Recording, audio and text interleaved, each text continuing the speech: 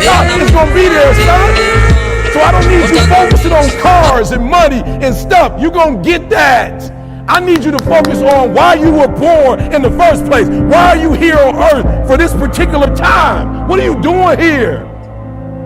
You don't need to tell you that you owe you something.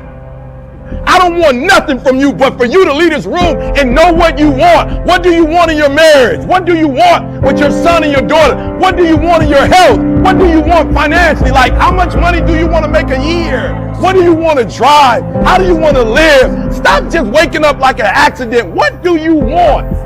And then once you find out what you want, spend the rest of your natural life waking up and going after it. The reason why I speak with so much passion, E.T., why do you speak with so much authority? Because I'm talking about my life, not something that I read. I ate out of trash cans.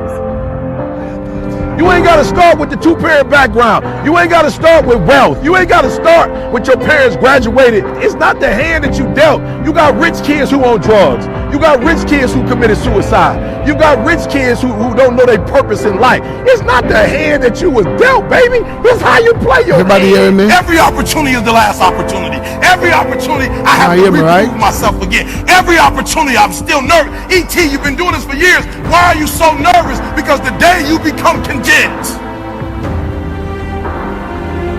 the day you stop evaluating yourself, the day you stop growing, the day you stop getting better. You guys can't start from the YouTube link. It's YouTube on here. Who's trying to catch you will get you. Start from the I ain't where I want to YouTube link. be. And I'm like, God, I ain't where I want to be. And he was like, you stop being a victim. I said, what you mean a victim? Well, it ain't my fault my mom got pregnant at 17. It ain't my fault my daddy wasn't there. It ain't my fault they couldn't get along. It ain't my fault. He said, boy, you grown. You ain't 10 no more. Why is sister? The decisions you make right now is up to you. You crying about something that happened to you when you was a kid. You ain't even no kid no more. You a grown man. Take full ownership. The stupid stuff you doing, your parents didn't make you play no video games. What you crying about? So what, your daddy wasn't there? Your mama ended up getting married. What you crying about? He went to work every day. He never beat you. He never abused you. Your mama did the best she knew how to do. What you crying about? You grew up in a house. What you crying about? You've been lazy your whole life, and now somebody told you can make 6 figures, and you go knock on the door 100 times, and your body say you a lie. You ain't never gave 100%. And in order to knock on the door 100 times, you're going to have to get 120. Get up out of here. You can't do this. And you're going to have to fight and fight and fight and fight. And most of you won't be successful, not because you can't do it, but you can't outlast your old you long enough to get to your new. Every day when I wake up, I got all kind of demands. You got all kind of demands. And the reason why you're not where you want to be is not because you're not great, but you taking all other people's stuff before you spend enough time with yourself to get to know you and get to know what you want and what you should do. And so please raise your hand with me if you're saying, E, from this day forward, I make a commitment to myself in a way I've never made a commitment to myself before. Let me see your hands. I said, I'm gonna grind. I'm going to fight. I'm going to work. I'm going to press toward. I'm going to learn. I'm going to do everything in my power every single day. I'm going to do everything in my power to become a victor and not a victim. A lot of people are saying, E, I'm scared. What if I do it and I fail? E, I'm scared, E. E, I want to do it. I'm gifted. I'm gifted. I'm talented. I know I can write that song. I know I can produce that album. I know I can do that CD. I know I can write a book. I know I can get that degree, but I'm scared. So I'm telling you, in life, you start running from a class, you start running from a subject that you don't like, it will haunt you for the rest of your natural life. It ain't going nowhere. But if you go after the fight, if you approach the challenge, you have a much better chance of winning. This the fight of your life, baby. Are you hearing me? This the fight of your life. This the fight of your life. And listen to me. If you're going to win the fight of your life, you can't be afraid to fight. All right? Some things don't come. They just not going to come to you because you want it as bad as you want to breathe. After you want it as bad as you got to put up the dukes, baby. And you got to be willing to fight that thing out. Are you hearing me? Fear, you are not going to stop me. I'm not listening to that voice. I'm not listening to fear. I'm going to move by faith. I've come too far to give up now. Brother Joe, say something here. You got greatness all inside of you. You got greatness all scaredy cat. You saw, and every time it get hard, you quit and you give up. And I'm telling you, if you would be willing to fight your way through it, if you would be willing to fight your way through this battle, fight your way through cancer, fight your way through that academic struggle, fight your way through divorce, fight your way through it. If you are willing to fight your way through that singing career, fight your way through boxing, fight your way through football. If it was easy, everybody would do it. Fight your way through it. You gotta fight the fear, because guess what? Fear ain't bigger than you. There's greatness in you. Are you hearing me? There's greatness in you. And you mean to tell me you're never going to reach your full potential? You mean to tell me you're never going to be what you've been called to be? That you're not going to do what you've been called to do because you are afraid? Listen to me. The boogeyman ain't real. And so I need you to understand that you can have it. For real, you can have it. But it's going to be a fight. And if you're willing to put up the fight, I'm telling you, at the end of the fight, there's going to come victory. You've gotten this far. If you was going to quit, you should have quit a long time ago. You've come too far to quit now. You need to get a reward for it. That's why I'm trying to tell you, never stop, never give up, never give in.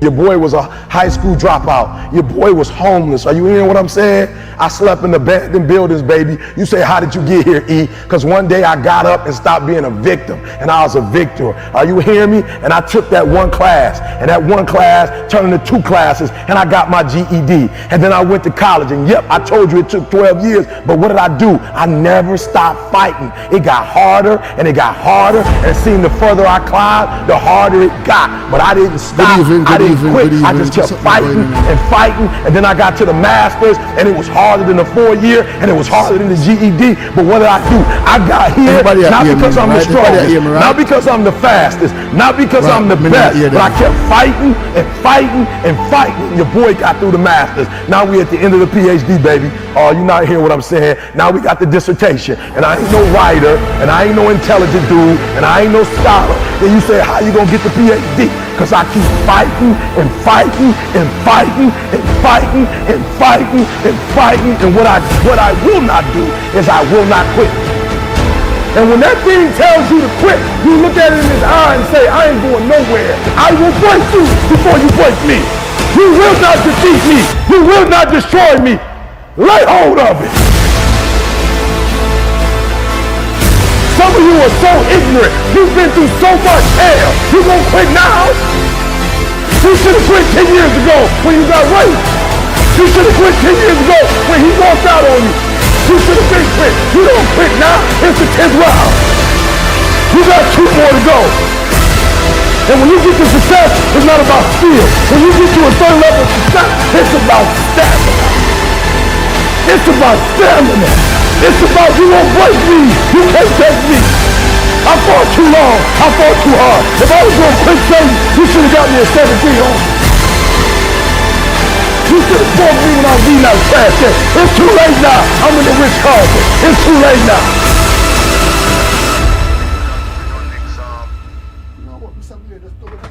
Because I keep fighting and fighting and fighting and fighting. It's too late.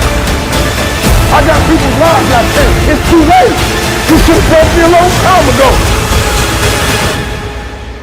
I'm unbreakable now.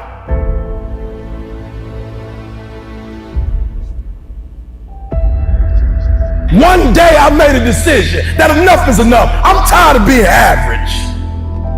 I'm tired. I'm tired of being good. I'm tired.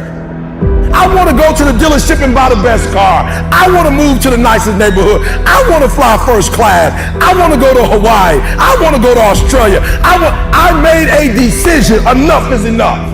It's showtime. Will a real Eric Thomas please stand up? Some of you in the room right now, you are where you are You're giving 60% when you have 120 in you. Why? Because you never made a decision. Those of you in this room, you already there. Your problem is there's some stuff you don't want to give up to go. You're talented. You just don't want to give up sleep. Listen to me, pound for pound, any agent in the room, pound for pound, motivational speaker, pound for pound, entrepreneur, pound for pound, athlete, pound for pound, weightlifter, pound for pound, whatever you do, I guarantee you when you do it, nobody can do it like you do it. The problem is you don't hardly do it. You love sleep too much. You love that alcohol too much. You love that substance too much. You love that vice too much. There's something that you love more than yourself, than your dream, than your goals. Watch what happens when you have a goal that only has 2 reasons. See how long that lasts. Watch a goal that has 50 reasons and see how. There's somebody called me the other day on an interview, stupid question. E.T., what do you feel like on the days that you don't feel like? I said, ask the question again, please. Well, what do you do on the days that you don't feel like?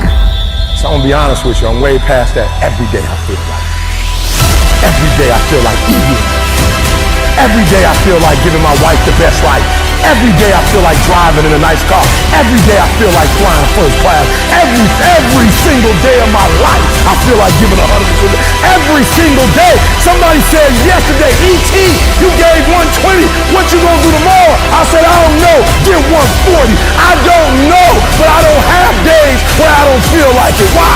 Because I'm counting on me. My wife's counting on me. I don't have days to waste.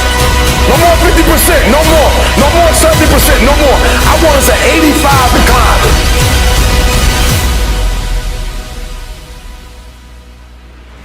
I want you at 85 and climbing. If you're at 80, I want you at 90, and I mean moving rapidly. It's not rocket science.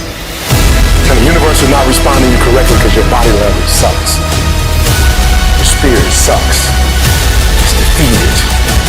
I need you to give me that 120. I need you to give me that everything you do. I need you to start giving me that 120 and everything you do.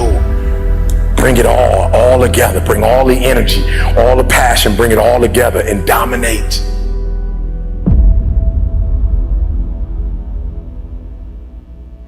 But I got an opportunity to make a dream become a reality. When you want to succeed as bad as you want to breathe, then you'll be successful.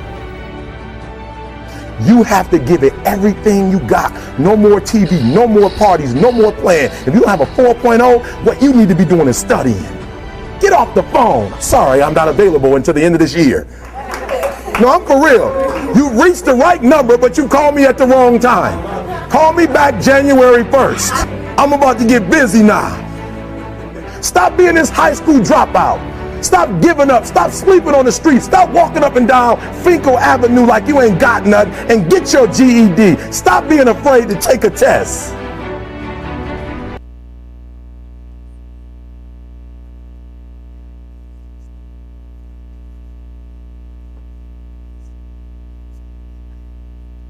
Successful in life. But once you get there, I guarantee you the world is yours. So work hard and you can have whatever it is you want. When I went to college, guys were way smarter than me. 4.0s, 3.0s, they went to the Ivy League high schools, came to Oakwood from these great high schools. Most of them are not doing what I'm doing. Why? Because it's not about where you come from. It's about heart. You come to a place where, being smart ain't enough. You gotta have heart. Don't go to sleep until you succeed. A lot of us are more adamant about the ideology of our beliefs than we are about our real beliefs.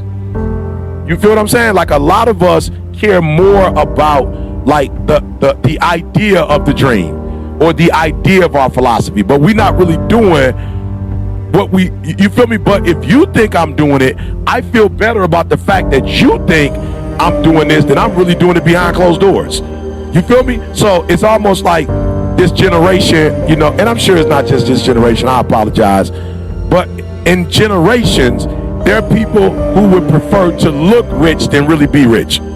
I'm telling you, you need to grow because you're still holding on to everything and you don't understand the reason why you're holding on to everything is because of your insecurities. You feel me? Like this the third year you said you was gonna do certain things and you haven't done them.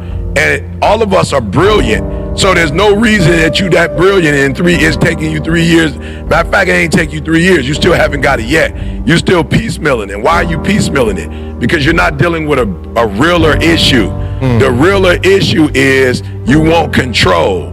You're insecure. You feel that by helping other people is you for some reason. That's not the truth. The truth of the matter. Good evening, ladies and gentlemen. Good evening to everybody. Brother Joe, good evening, sir. Good evening, Brother G. Good evening, everybody. $250,000. You know what I'm saying? Baseball, they spent $450 million. I'm sorry.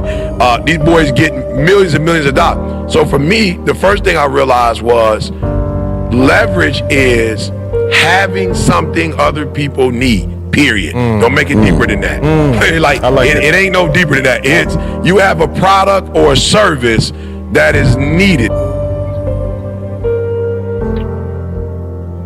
Now, I'd even say needed by the masses. I was talking to TJ today. You know, he's doing a phenomenal job in terms of he's grown as a speaker. Yeah. So now I can give him opportunities. And he was like, yeah, I had a video that went up 9,000. Got 9,000 views. I said, do me a favor. This is not 2008 where views mean something. Okay, why am I saying that? Because people could pay for stuff. When we first started doing it, if you had 100,000 people following you, it was really 100,000 people following you. Now it's the robot, it's the ads. Bro, you can pay to get 9,000 people to see your stuff. So I was like, TJ, that's not what you want. You want to add value. He's like, what does that mean? I was like, just because 9,000 people watched it, it don't mean you added value to 9,000 people. It's just telling you that the numbers said, I said, here's what I need you to do. I need you to make sure that a football coach is watching that joke and going, I need to hire you. That's a different mindset. Yeah. I need your speech to go up there and every football coach in the country go, we can't afford E.T., we can't afford Inky Johnson, we need to get TJ. How much he costs? So that's number one. It is having a product or a service that's super valuable. I didn't read a book. I didn't get this from a book. I didn't get this from a conference.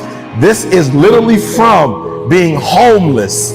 This is literally from sleeping in abandoned buildings. This is literally from dropping out of high school and eventually going back to high school and finishing college. Like, this is trial and error, and everything I'm going to share with you is lived. Nothing read, no conferences, from the bottom to the top. And what I'm hoping to accomplish when I leave, if somebody you've not really gotten started with the rest of your life, you're like, E.T., I'm walking out of here next level, right? And then there's another group, you kind of got started, but like you playing with it, like you're not putting forth 120%, you're not all in. And then for another group, you're doing great, but you're comparing yourself to other people, and I want to push you to be phenomenal, all right? So I'm going to say it again. All right, I'm going to say it again. You got to catch this, that there's one group, and I need you to know who you are. I need you to identify yourself. You're saying, I've got dreams, I have goals, there are things that I want to accomplish. I'm not satisfied. Like, I don't sleep well at night.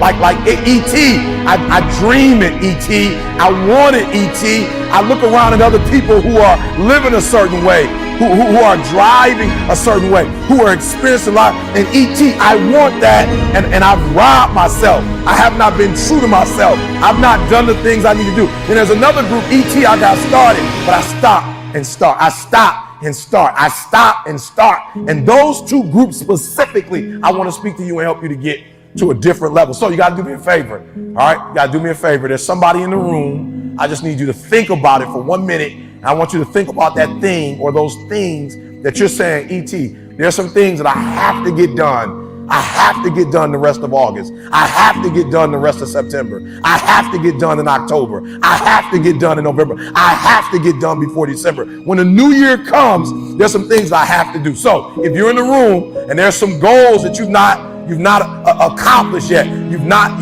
obtained yet, there's some things that you still need to get done. You're at a place of desperation. Everybody check the chat here. Check the chat ASAP. Let me tell you something. If you get to that point where you do exactly what you say you're going to do, you're going to get to the next level. All right, so let's get started. ET is saying, and it's ET, I'm being honest. The PhD was the only thing. And so every day, 3 o'clock in the morning, I spent an hour praying. I spent an hour working out. And then from that point, for about 4 or 5 hours, I just wrote, and now I'm seeing over 100 and some pages. I probably got another good 100 to go. We're finished with this process. So what is it? What is that one thing that you're saying that I am going to get this thing done and I'm going to make my dreams become a reality? Now, if ET can do it, anybody can do it. They looked at the most successful men and women of the world, and they found that they had like 7, 8 things in common. And one of the things they all had in common was a routine. They are obsessed with their routine. They don't have a gap of wasted time in their routine. You know, I realized the reason why I'm so successful and the reason why I don't get in trouble like I used to when I was younger is because when I was younger, man, my schedule had so many gaps in it. The devil had like, okay, he might pray at 6, but my man is watching TV. He playing video games by 8:30.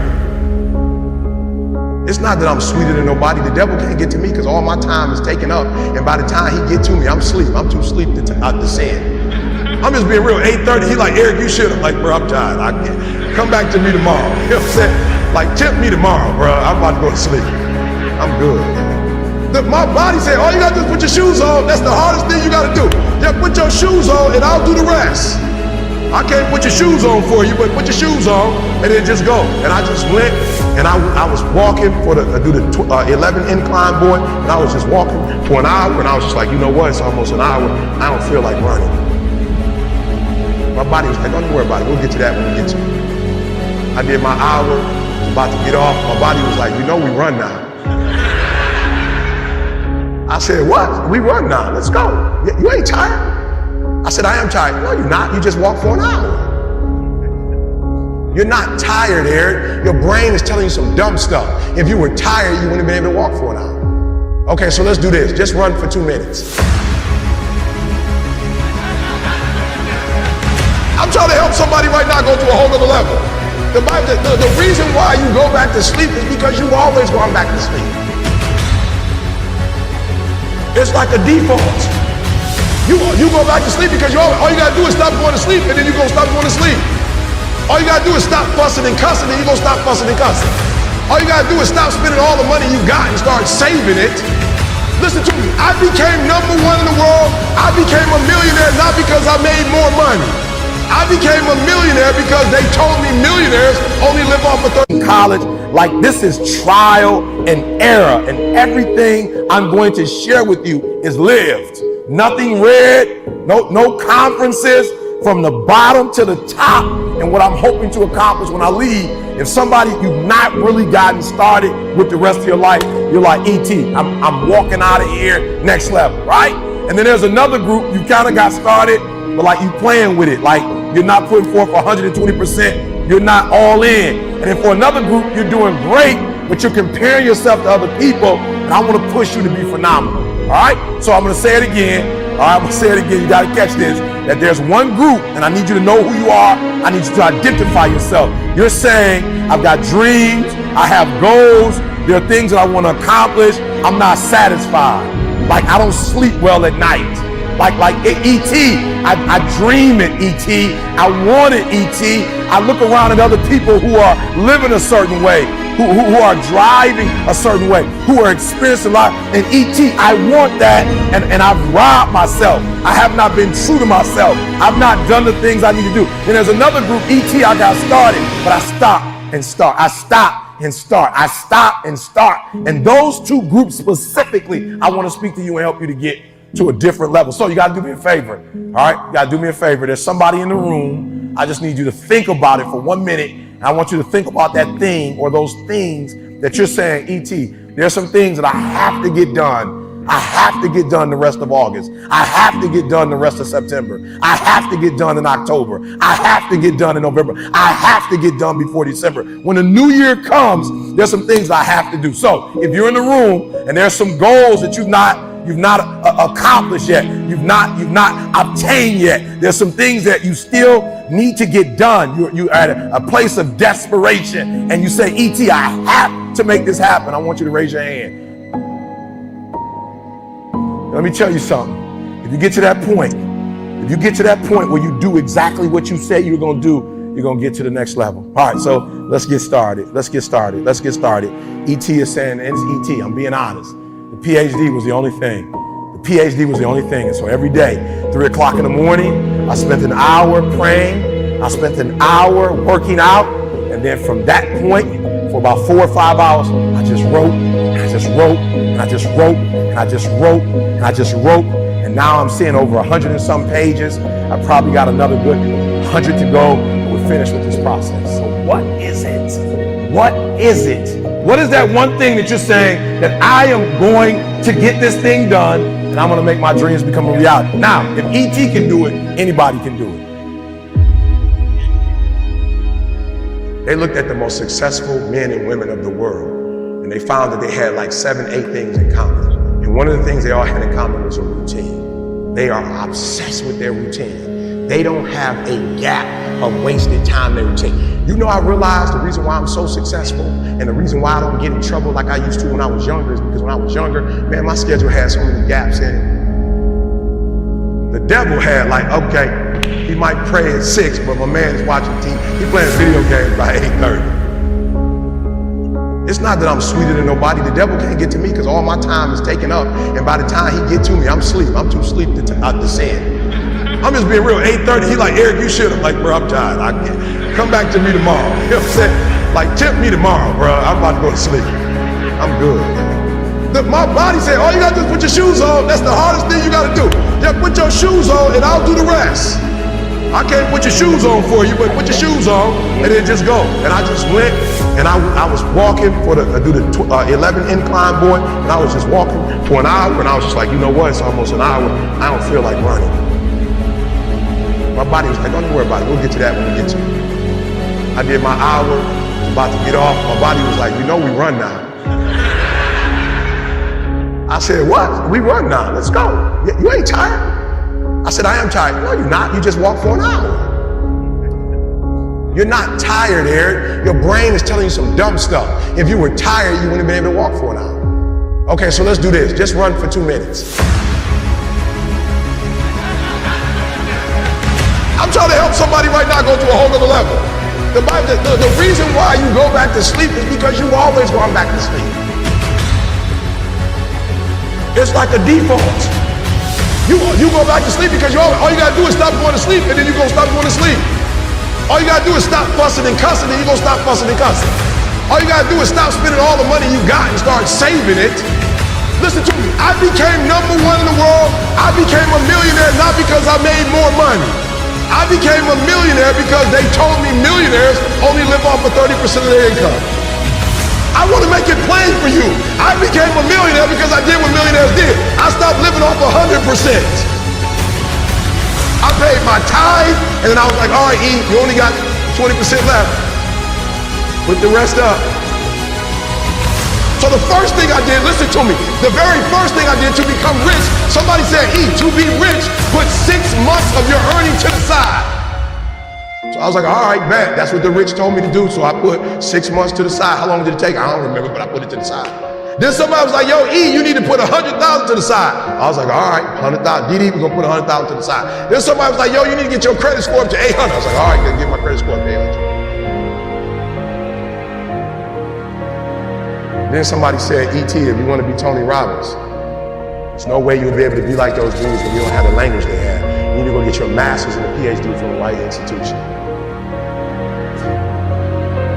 I said, what? I went to Oakwood. I went to HBCU. He was like, yeah, but you didn't learn the language of Zig Ziglar at Oakwood. So Oakwood is a phenomenal place. Oh, y'all not hearing what I'm saying. I just said something, you missed it. Now you need to go to Michigan State University. CJ, you see my master's degree anywhere? What about my PhD? Not in the office, not at church. You ain't seen it in my house. I didn't go to Michigan State to get a PhD. I went to Michigan State to learn the majority language. Listen to me very closely. When you graduate and you get a job, if you want to get paid, you never say no. You never say it can't get done. Don't you ever say out your mouth it can't get done. Even if you feel in your heart it can't get done, you don't say it out loud. You let the broke folks say that. You let the folks they find first say that. You always say it can get done. Even if you don't think it can get done, just say it and try to make up something. But every time I put on a dress shirt and button it up, I just feel, and I hear people say all the time, man, you look like you dressed for success. I'm like, is putting on a shirt and a tie dressed for success? I'm dressed for success. I'm getting paid. I'm dressed for success. I'm not dressed like he dressed, but I'm dressed the way I feel comfortable. I feel good being me. I feel good not to have to like, not only can I say no, I don't have to explain why I said it no more. It feels good being me. Because guess what? I can never be sweet being you. The majority of you are poor because you read poor stuff. You watch poor stuff. Bro, you just scrolling through like you ain't got a life. For real, some of y'all on Instagram, you're on there for 30 minutes. If I ask you what you saw, you don't even know. You just scrolling through. Rich people don't waste time. They realize it's their most important commodity. They don't watch a lot of TV. They don't do a lot of entertainment. If they're not working, they're studying their craft and getting better at their craft. So I need you to stop having the poverty mindset. So when I quit my job to be an entrepreneur, my mom was like, whoa, what are you doing? I was like, I'm quitting. My mom was like, don't you dare quit. You're going to embarrass me. You got a wife and kids. Does YouTube have insurance? Does YouTube have a 401k? And I was like, yo, mom, I ain't trying to be funny and I ain't trying to be disrespectful. I love you. But you can't teach me how to be a millionaire because you're not. You come from the working class, and I'm not mad at you, Mom. We wouldn't be where we are without you. But you told me that every generation is supposed to get better. So I'll take your values, but I won't take your work ethic. Because rich people don't work, they think. Poor people go, clock in, I make this much an hour. Rich people go, I put them to work, and I make this much an hour. See, what happens is you're working for you and your family one, they got 40 of you working at one time. So they giving you 20% and then they keeping the 80% off of 15,000 people. So what you have to decide is, are you gonna keep being the 99% or are you ready to be a part of the 1%?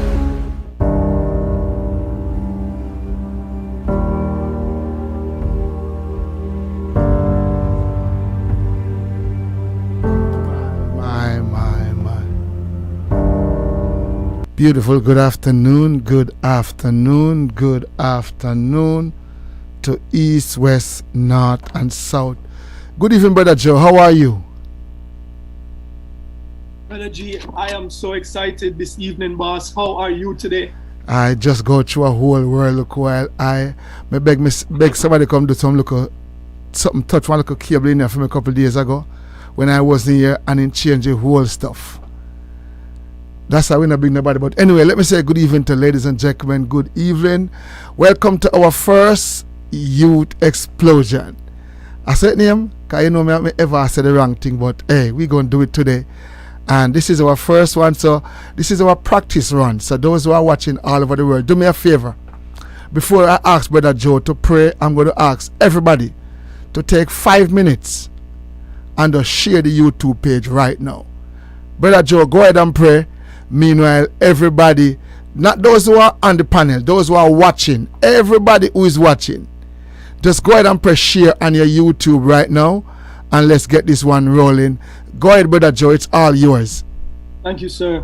So we cannot get started without acknowledging the presence of the Lord and just being thankful for the fact that we're all here in this moment. If it wasn't for, it's not because of our good looks why we are here. Let's put it that way. Even though we're good looking, it's because God has been merciful and kind. And so let's just take a moment to thank him. God, we are so grateful for this moment. Thank you for today. Thank you for all the blessings. Thank you for each and every person who is tuned in just to hear what is going on at Youth Elevation. Thank you for the panel and all of the gifts and abilities that you have given to them. I pray, Lord God, that this would be an evening of adventure. This would be an evening where we learn. And this would be an evening where most, above everything else, you get all the glory, all the honor, and all the praise. And I pray all of these things in the most powerful name I know, in the name of Jesus Christ of Nazareth. Amen and amen. All right, Brother Joe, it's all yours. It's all yours, sir. I'm just in the back. You're going to be the host. I want to say a beautiful good evening to everybody. And everybody, good evening to everybody on Facebook. Good evening to everybody on Instagram. All over the city, wherever you are. Brother Joe, it's all yours. You have the direction. When I'm ready, I'll just chip in. Let me go do some look at technical here. Go ahead, sir. All right, that sounds good, Brother G. So I must begin by saying good evening to everybody out there, wherever you are tuned in from. It is so good to have you here. I am super excited today because we have for you the panel of the year. This is the world premiere. You have a group of young people before you who are exceptional, and I cannot wait to see what God is going to do as a result of what we are gathered here to accomplish this evening. So my name is Brother Joe, and I am just so happy and delighted to be your host for this evening. And I welcome you to our very first ever installment of Youth Elevation. Now, in a few minutes, you will be introduced to our panel. However, before we get to that point, I would like to take a moment to share with you how our program this evening came to be. Youth Elevation was birthed with the intent to create a space for young people to express themselves. And I think it's because all too often we tend to disregard the perspective of youth by adopting the attitudes of the old adage that says children should be seen, and I know somebody finished the statement out there just a while ago, and not heard. But what you will see on display this evening is that our young people are filled with ideas and nuggets of wisdom. They have a lot to say and more to contribute. So what I am hoping that you will walk away with is that our young people need to be seen, elevated, and heard. So without further ado, it's time to meet our esteemed panel. So what I'd like to do is I'm just going to call some names, and I just want you to introduce yourself, tell the people who you are, a little bit about what you do before we jump into the first question. Rihanna, you know I'm going to put you on the spot. You know I'm coming for you, Rihanna. Rihanna, tell the people about yourself. Oh my gosh, it's always me, isn't it? Okay. Hello, good afternoon. My name is Rihanna. I attend Eastern Connecticut State University. I'm 20 and I'm just excited to be here. So let's get started. Thank you, Rihanna. Then next up, I will call on Camille. Hi, everyone. My name is Camille Vaughn. I'm a licensed clinical social worker. I work as a therapist. I'm a millennial and I'm a mom. So that's just a little bit about me. That's great. Thank you, Camille. Hakim. How's it going, everyone? My name's Hakim. Work in healthcare finance, born in New York, but reside in Atlanta right now. Look forward to this discussion. The ATL is in the building, Hakim. It's good to have you here. Michael. What's up, everybody? I'm Michael. I'm in my 30s, even though I don't look it, got the good genes, you know? But I'm a social worker. I'm also a producer. So we're going to get into a lot of stuff. Thank you so much, Michael. Scarrett Boy. Blessed good evening, ladies and gentlemen. My name is Dale, but also known as Scarrett Boy. I'm an artist, producer, and DJ of electronic gospel music and Christian EDM. And I am very happy to be here, excited to see what God is going to do. It's good to have you here, Scarrett Boy. Thank you. Next up, we got Terrell. Hi, everyone. My name is Terrell. I'm 28, based out of Atlanta, born and raised in New York. I'm in the car industry right now. I transport cars back and forth from New York to Atlanta. That's about it. Thank you, Terrell. And then coming up right after that is Mark. How's everybody doing tonight? I am Mark Green. I'm an actor, musician, and I'm just excited to, spread the little bit of knowledge that God has placed on me on my journey so far. Yeah. I love that. Justin. Hello, everyone. How you doing? This is Justin Malcolm. How you doing? From Lifestyle Credit Genius. A lot of people know me as the credit guy. I'm a financial strategist from New York. And I'm definitely happy to be here. Thank you, Justin. And then last but certainly not least, we have Leonard.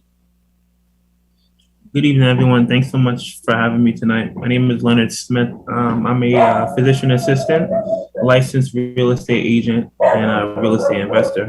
I'm just so thankful to be a part of the panel tonight. Thank you for having me. God bless. Thank you, Leonard. So everyone out there, this is your panel for the evening. And I don't know if you heard some of the things that I just heard, but it seems like our young people are involved in so many different things. When I was your age, I had one job. It sounds like all of you are like multifaceted and you have so many things going on. So just out the gate, I just want to salute you and big you up for this entrepreneurial spirit that you all possess. Now, I'm just going to jump straight into the questions that we have this evening. And listen, don't be shy. Make sure you jump in where you fit in. Say what you need to say. This is a great space. We all family here, is community. Don't worry. Just bring it up from the heart. Say whatever. See, I saw Brother G smiling because you know Brother G is going to ask some questions and he wants us to keep it real. So we're just going to keep it real this evening. All right. So many people out there think that young people are not interested in faith. They feel like, they just don't care anymore. Judging by the numbers of young people that are currently attending churches, it seems like young people have faded into the background and that faith and the relationship with God is not particularly important to them. But I have a question here and I just want to throw it out and anybody can jump in on it. It says, how do I connect with God?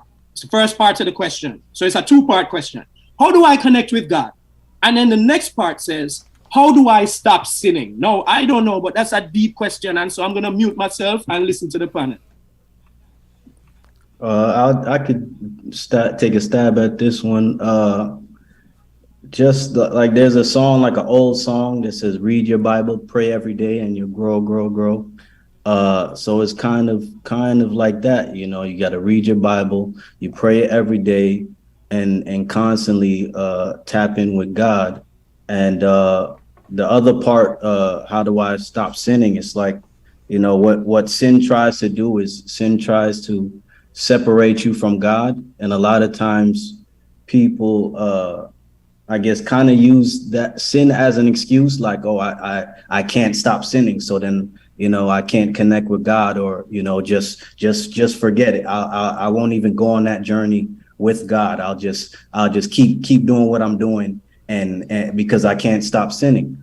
But, it's a tricky thing because it's like we're all, like the word says, we're sinners saved by grace. So we're and that's all of us, including, anybody you look at, who's going to church or you think they're holier than thou.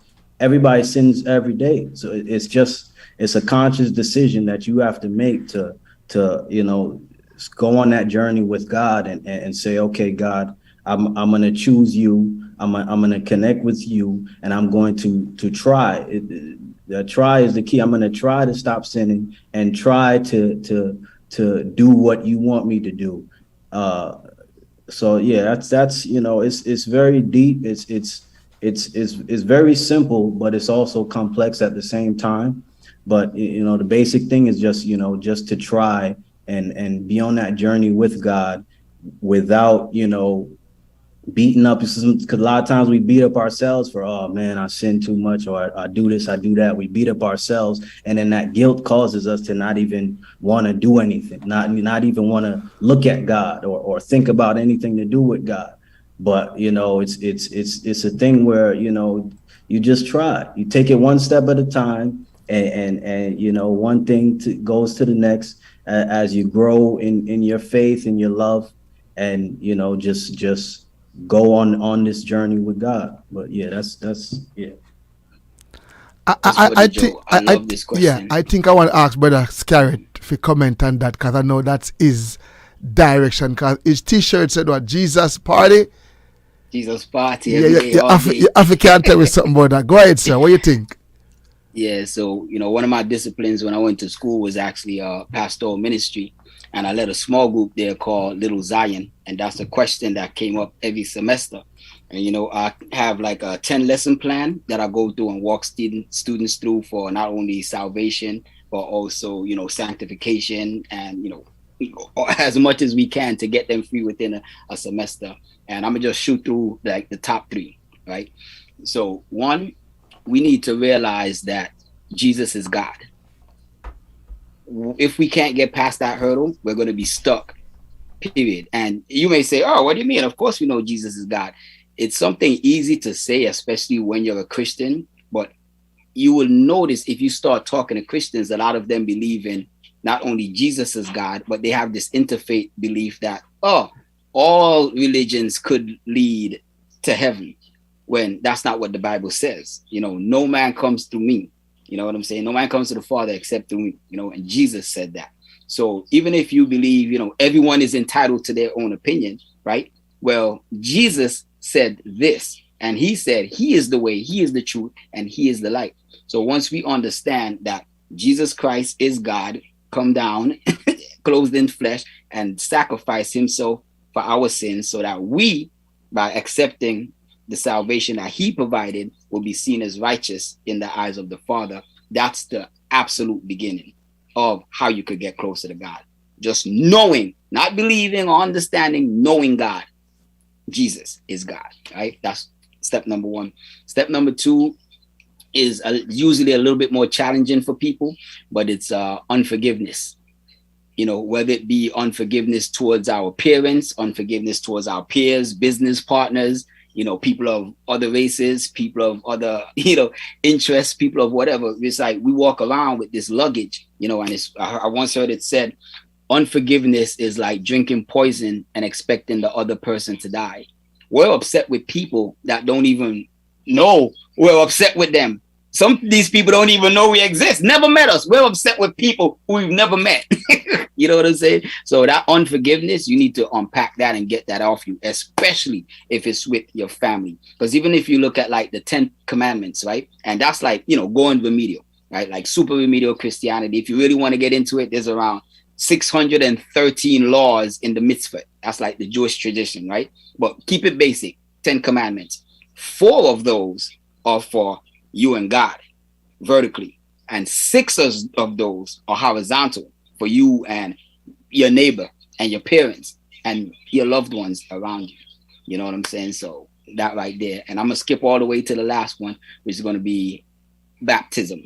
You know, once you believe and accept and apply Jesus Christ as your personal God and Savior, you know, of course, you're going to do the Christian stuff, read, fast, pray, go to church, pay your tithes, you know, that stuff you learn easy in church. But I believe a lot of people don't take baptism as seriously as they should. And when I talk about baptism, I'm talking about, you know, dunking on the water and coming back up, which is a representation of your death, burial, and resurrection with Jesus Christ, a public declaration that I'm a Christian now. So that's going to be my answer for how you get closer to God. And for how you stop sinning, well, when you're drawing closer to God, automatically you're going to just grow a distaste for the things that you used to do, and you're going to just start, you know, being more in tune with what God wants and what God wants you to do. And don't be afraid if you stumble, because the Hebrew word for sin is actually an archery term, and it means to miss the mark, right? So there's 2 sins, right? And people don't usually explain that way, but there's two ways to sin. There's the sin of, oh, I missed the mark, I didn't quite get it, but I'm pointed in that direction. But there's also habitual sin, where you go like, I don't care about that mark, and you go this way. That's when you hear repentance. Repentance is another military term, which means about face. So forget where you're going, about face, head back towards the mark. And if you sin, miss the mark, Jesus Christ is there, your personal God and Savior, as your advocate to the Father. Hope Thank you. Thank you, Scared Boy. Thank you, Mark. Brother G, you never told me that Scared Boy is a preacher. Eh? Like, you never tell me Scared Boy is a preacher, Brother G. I didn't know what was going on over hey, there. we have some young people here. Yo, you're going to learn so much about them tonight. We have preacher, we have movie star, we have everything. It doesn't matter. And so we're going to do it, and we're going to continue, and we're continuing good. So far, I like the part that how to get connected with God. I don't believe we can ever stop sin. What do you think, Brother Joe? Brother G, you're going to draw me out in something I don't have time to answer. So you know what I'm going to do? I'm going to exercise some wisdom and shift, and we're going to go in another direction. Okay, sir. Right? Go ahead. All right. So there's a question here on the table. And by the way, I already got a text message saying that this panel is amazing. Somebody, just the first question alone, and people are like hungry for more. So this is incredible and we are super excited. So the next question is, and we're shifting more towards a family, parent-child relation focus. The question asks, how can the lack of communication and love from parents affect someone in their adulthood? Let me read it again. How can the lack of communication and love from a parent affect someone when they become an adult? I'd love to answer that question. I think, especially having a daughter now, my daughter is 2, and it's so funny. Today I was with her, and I think I was doing so simple. I was doing something as simple as putting my hand on my head, and she looked at me, and my wife was standing right there, and my wife laughed when I looked up. She was mimicking me, and I said, "Wow." I mean, it's so funny that in the household where you grow up, you get your foundation from, you get the basics from. You learn how to be confident. You learn about your dreams and your aspirations from that. And something as simple as that just again reiterated the fact that it's just so important to have those basics of communication and love. And when you don't have that, I think communication is one of the biggest fundamentals in life. And when you go out there and you're unable to communicate and convey your thoughts to individuals, sometimes you may get labeled as being difficult. When you don't really know how to convey your thoughts effectively, whether it be with one person or another or in a group setting, the first thing that comes to mind is you get angry. And you're not really angry at the person. You're just angry because I just can't get it out. Another, in regards to love, I think if you don't really know how to love yourself, if you don't know what the feeling of love is, how can you give that out? And I think that if those things are not at home, if those things are not kind of brought up in you, you kind of have a rough start. And so that's my feedback on those two things. Leonard, you said something there that captured me. I had to write it. Justin, I see you. I'm coming to you in 1 second. No, I'm just saying that was powerful, but go ahead. Yeah, no, that's what I'm saying. In childhood trauma. Listen, he just said something, Justin. Leonard said, if you do not possess love, it's impossible for you to give it. You can't give out of an empty supply. So that was just so profound, so I could linger there. But Justin, you wanted to jump in and say something? No, honestly, he kind of touched on everything basically, but I feel like what he said is important, like self-love, like if you can't love yourself, you can't love others, right? And on top of that, it's like a lot of people suffer from childhood trauma and they don't know how to unpack it. You know what I mean? Now, like I'm getting older, I'm starting to understand how important therapy is. You know what I mean? Like you speaking to a therapist, just unpacking it or having somebody to confide in. Because in our community, we deal with a lot. A lot of us dealt with childhood trauma. I feel like majority, if not majority, all of us dealt with it, right? But it's about how to cope with it and now grow from it. You have to accept. And a lot of people have a difficult time accepting, and now it trickles down into your adulthood. So from what Leonard said, I definitely agree with his statement for sure. My question to that answer, my question to that question, when you say, the question he asks, is it go by single parent or a double parent? I think if you can grow up in a 2-parent household, that's wonderful. But and some people may say it's a disadvantage if you grow up with one parent or the other. I'm going to agree, because single parent is different from growing up with a double parent, and I know most of us here can comment on that part. Go ahead. And I can give you an example on that. I grew up with these guys from elementary school. I love them to death. And there are 2 of us who grew up in a 2-parent household. And I think the majority of the group didn't grow up in a 2-parent household. And it's just so funny when we think about certain things. Me and my friend, we just align on just a lot of different things. And again, I won't say that the other group of friends are wrong. It's just they just don't see it from the same lens.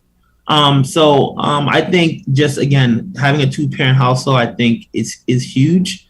But again, just like Justin said, I'm in therapy, and when I started therapy, I started that journey because I wanted to really grow from the inside. I have a daughter, you know, she's a young lady. There's just so much things that I want to be able to give to her, the things that I learned and the things that I didn't learn.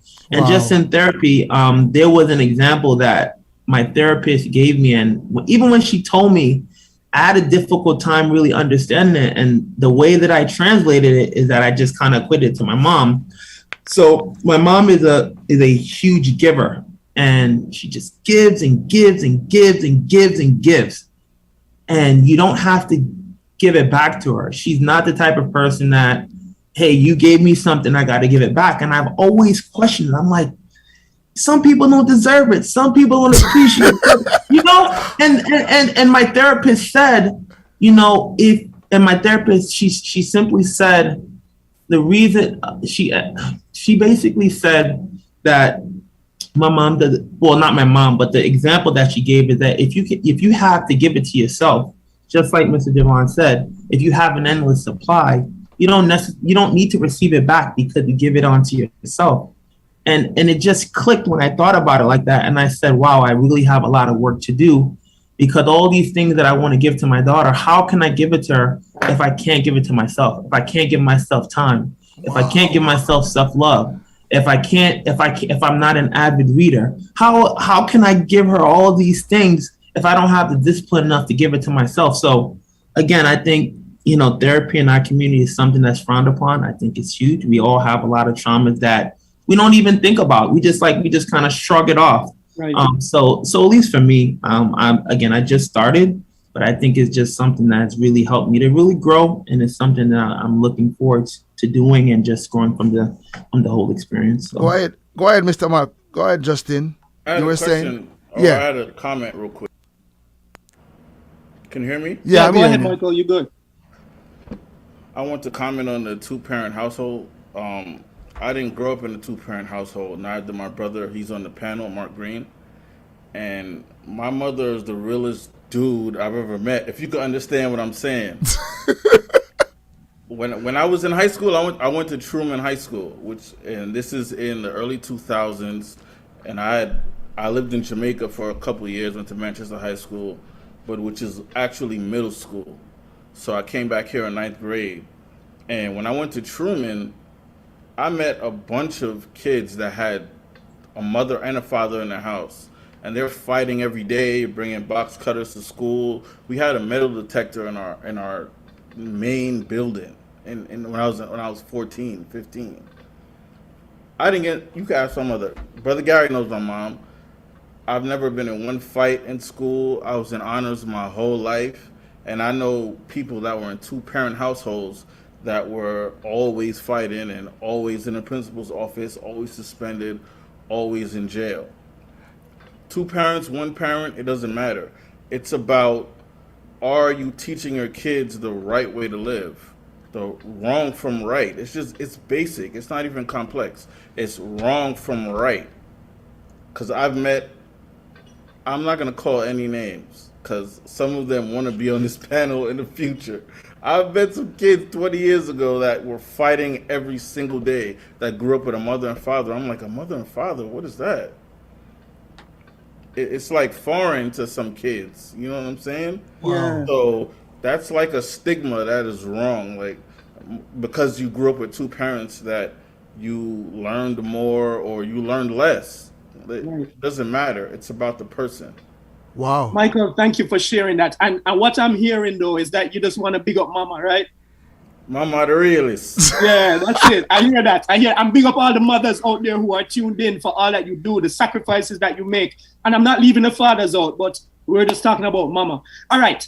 This is so real quick. It's have to be quick, boy. I'm talking about quick. Of course. Go ahead. Real quick. This is the quickest thing, right? All right.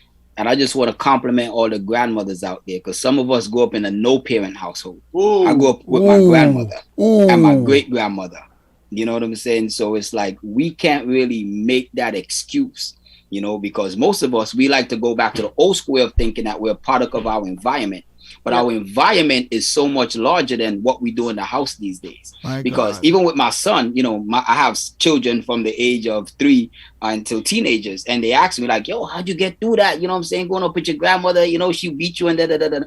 I said, even though I didn't have a father in the house all the time, I could watch TV and I saw fathers on the TV. You know, I saw men on TV. You know what I'm saying? So if I wanted to learn how to fight, I would watch fighting shows and then I learned how to fight. If I wanted to learn something about the law, I'd watch like Perry Mason, Law and Order, Murder Show, and I learned stuff about the law. You know what I'm saying? And even like taking it biblically, right? It says, blessed is the man who walketh not in the counsel of the ungodly. It's not just the people that surround you. It's what are you listening to? What are you reading? What are you watching? You know what I'm saying? So if I wanted to learn how to be healthy, I didn't really need my dad there saying eat an apple. I've got a health book on my shelf right now for middle school. You know what I'm saying? So we have to stop making excuses for ourselves and for our parents, because I love my mother and I love my father and I understood why they couldn't be there at the time. You know what I'm saying? So let's not take it out on them, and let's start taking that personal accountability. Do the therapy if you have to. Speak to your mother if you have to. Speak to your father if you have to. Call Brother Gary and speak to him if you have to. You think it's a joke? Yo, one time I was down and out and I was in college. I called Brother G and tell him, yo, I'm down and out, bro. I need a little thing for a Metro card. Brother Gary sent me a Metro card and money for buy food. So there's other people in your life that you can lean on, even when mommy and daddy not there. Even in your school, there's some counselors. You know what I'm saying? You got to really find that out. So, you know, any young people listening, even if you're old, let's not hold on to that, because remember what we spoke about: forgiveness. Forgive mommy who wasn't there. Forgive daddy who wasn't there. Forgive yourself for not always being there for yourself. Wow. All right, this is getting too deep. You have to stop, Scared Boy. And you said you were going to be short and you kept going. So too deep. Too deep. Too deep. It's too deep. All right. I have another question here, and a great segue. We were just talking about like parents and sometimes not receiving the affection and how that ends up affecting somebody in adulthood. I have another question here. It says, and this is so funny. This question is funny to me. I'm going to just say it and I'm going to press mute and just back out and just listen. It says, what control should parents have over their children? I'm going to get crazy now. I'll put none. What age? Wow. After a certain age, I should say, like after 18, you're pretty much on your own. If you're legal to do certain things, you're legal to make the different choices in life. Like for example, I would say my parents, they wanted me to move to Florida with them, and I did the total opposite. Came to Atlanta not knowing anybody and started like for myself. So you just gotta take a leap of faith. Anybody else?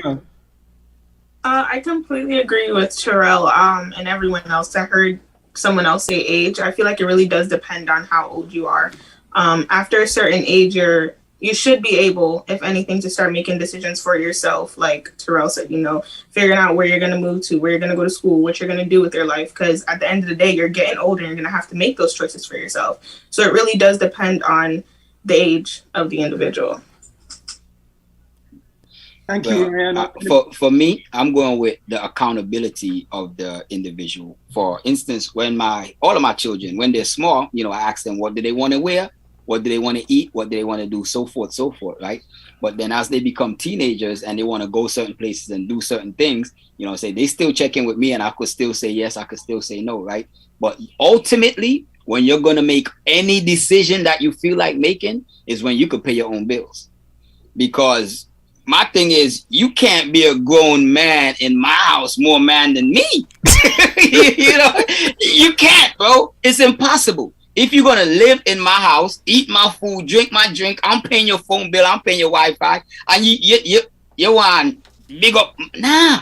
So a lot of us as kids, you know what I'm saying? I lived with my grandmother till I had kids. And I had to respect her rules. I had to, even when I was going on tour and people saw me flying here, there, and every day, I was still living with my grandmother. And I had to let her know, Mommy, I call her Mommy, I'm going to Japan today. And she would say, when y'all come back? And I tell her when I was coming back, who I was staying with, left the phone number and everything. Why? Because she was still the owner for the yard. You know what I'm saying? So it's like, you can't live on their parents' house, eating their food, they paying your bills. Some of us got the parents paying their car notes, life insurance, health insurance, and we want to big up, we chest on them. No. Home by yourself until you could pay your own bills. Scared Boy, so you have a call grandma and tell her and check in and make sure she give you permission to go, right? call I couldn't left the house. But the call grandma, I have a daddy and say, grandma, I'm doing A, B, C, X, Y, Z. Got you. Write the number and leave it with grandma. Got you. Akeem, I see you smiling. You have something you wanted to say? Nah, nothing to say. I agree with everyone's input though on this. Let me ask the question. I hear three persons on the panel saying the age. What age do you think you guys should be to make your own decision? I'll say 17. 18. Next. Terrell, how it go from 18 to 17 so fast? Like just a No. Cause the reason why I say 17, because most people, well, some people graduate high school at 17. So when you're going off to college and stuff, you're already making your own choices. So when you come back home, it's like now you have to abide by their rules and checking in. Like you're already grown up to do everything. Got you. Go ahead, Rihanna, Sister Rihanna. I say 22. 22. 22. Damn. You're trying to say I can't make my own decisions? I'm not there yet. Is that what you're trying No, to Sister say? Rihanna, you go ahead, girl. You go ahead. You speak. They got your best interest at heart. I'm gonna tell you from experience, bro. True. That's literally what I was just about to say. I don't feel like there's a specific age, because I know that with age comes maturity levels, and you can be a 17-year-old and your maturity level is 5 and you can't make certain decisions for yourself. So like Michael just said, it really does depend on, your experiences, because some of us are 20 and we've been through so much in life that we can sit here and be like, listen, I'm going to face this, but I've already faced it when I was like 5. So we have that maturity from those experiences to say, okay, I can make that decision for myself. Because I feel like it's not really a specific age. I feel like you have to have a certain level of maturity when it comes to making certain decisions. But do you know that most mistakes make between 17 to 20? But I also feel even when you make mistakes, it's part of life. So you make all the mistakes in your 20s and you learn from them in your 30s. But T, you might make a mistake when you're 17, end up in jail doing 10. But at the end of the day, most people know right from wrong. So if you wanna do risk your freedom, everything, you already know the consequences of it. That's life. I have to disagree with that one. Why? Because when you're 17 years old, 18 years old, your mind, you don't have the mind capacity like a 25, 26, 27-year-old, right? So you're going to make ultimately wrong decisions. You're going to follow. I've been there before. I could speak from my own past. You understand? Following the wrong people. And as I started getting older, going through life, experiencing certain things, I realized what I want, what I do want, and what I don't want. You feel me? So I feel like, to be completely honest, 18, you're supposed to make your own decisions, but you can't say that someone, like what Mike said, you could be 17, 18 years old. I know people that did 15. You feel me? They came home at 32, 33 years old. They did their whole 20s in jail. So you got to understand, they might think a little differently. Their life is completely different from ours, who we never been incarcerated. You understand? So you can't speak on another person's situation like, you're supposed to know right from wrong. Yeah. But at the end of the day, a lot of people are influenced by social media, friends, company, parents, spouses. You understand? It's just life. You got to go through it to experience it and learn from it. You feel me? You grow through all your experiences. Yeah, you were going to say something, Terrell. Go ahead. No, I was saying, but isn't that the same thing as you learn from your mistakes? So... Yeah, but I feel like again, like what Mike, what we saying, right, is a 17-year-old versus 25, right? A 25-year-old is supposed to know more at that age, or even 30, right? It's supposed to know more than a 17-year-old, right? So if he done a crime at 17 versus 25, who you think suffer the consequences more? The 25-year-old, because they're actually supposed to know better. A 17-year-old could be influenced by friends. We've all been there. I can't name one person that have not been influenced by something. It doesn't have to be someone, but you're influenced by something at those younger ages of your life. So what age do you think that they should have the responsibility? I feel like parents should let go at 18, just to let them, that's me personally. So what's the difference between 17 and 18? No, 17, you're still in high school and stuff like that. I feel like. But depending on your birthday. Yeah, once you graduate at 17. That's why I said 17, because people graduate at 17 to go to college. 18. So yeah, I feel like depending on your birthday, I feel like 18. Once you graduate high school, I feel like you're supposed to be on your own. To be completely honest. Nah, bro. If you ain't paying your bills, if you're not paying your bills. Hold on, Skerrit. We have so many questions here, and this discussion is rich. Leonard, I'm gonna make you jump in real quick. Don't be like Skerrit boy. Real quick. 2 parts. So I want to answer the first question. So I don't really think it should be age specific. I think every kid is different, and I think you got to give your kids enough rope and with guidance. We're here to lead them. I don't think we're necessarily in control of them because they're their own spirit. We're here to lead them and direct them and kind of lead them in their path. So I don't really think it's age specific. I don't think we want our kids to make wrong decisions, but I think we're here to guide them, just like God. God is the all powerful, all seeing, all everything. He doesn't control us. He gives us the free will to make our own decisions. So I think at the same time, I think if we can lean toward that approach of guiding our kids and talking to them about the good and the bad, the positive and negative. And then I think the second part is Terrell, you said that I used to think like this too, that we learn from our mistakes. Why do we have to? Why can't we get a mentor, 2 mentors, or 3 mentors, or 5 mentors that's walked the journey already? Wow. That can say, hey, A, B, C, D, E, F, D, this is how you do it. Why do I have to make a mistake and spend 5 years knocking my head against the wall when somebody's already done it already and they're going to give me the blueprint? When I got into real estate, I'm so blessed. He became one of my best friends, Walter Green. He showed me the entire game. Why did I have to go into real estate, not know anything, try to figure out the lay of the land, take 2, 5, 6 years, not make any money when there's a mentor he has 8, 10, 15 plus years of experience. He can bestow that on me. When I went into real estate investing is a huge market. There are so many pitfalls, and I had a mentor that showed me his blueprint, and I used that blueprint and I expanded on it. So I think it's great, to learn from our mistakes, but I think there's a smarter way to do it. Honestly, that's just my opinion. I don't think you're wrong, but I just think there's a smarter. We got to work smarter, not harder. Leonard, that was great, and after what you and Skerrit boy know. Hey, Mr. Brother Joe, can I make Rihanna say something? Yeah, she's up next, Brother G. All right, go ahead. Yeah, I agree with some of the things that Leonard have to say. I just do have to add that not everyone has the opportunities to have a mentor. Not everyone has that. And even if they do have certain opportunities where they do have a mentor, it's not someone that they want to go to. It's not someone who's showing them like they can make responsible decisions. So it really does depend on people's environment, because some people really don't have that. Some people make the mistakes at 17 and now they have to go do 15 years incarcerated, and they're like, damn, I found my mentor in jail. Even though I have to sit here for the next 15 and learn about my mistakes, my real mentor is there. So not a lot of people have those opportunities. Thank you so much, Rihanna. All right. We have to move on to another question. This is so good, but we got to keep it moving, right? In the interest of time. So our world is changing so rapidly. Like, gone are the days when, back in the day, people used to have a whole heap of kids, a whole heap of them, because there was no Netflix, there was no internet, and people was just having kids. And the Skerrit boy stopped smiling. People was just having kids upon kids. Grandma have 15, 16 kids. That's just the way it was. But there's a question here. Why are people not having as many kids now, these days? I want to answer that if I can.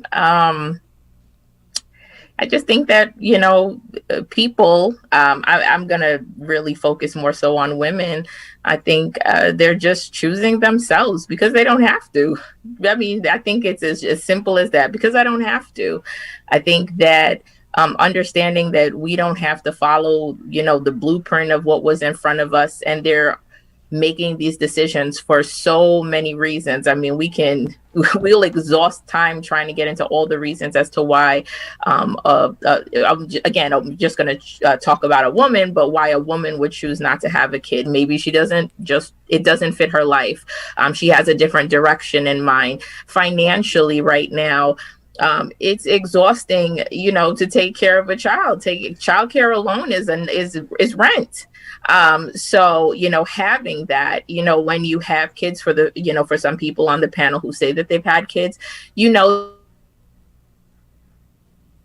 that when you have a support system, recognizing that, for some women, they might not have that. And so they don't want to go down that path.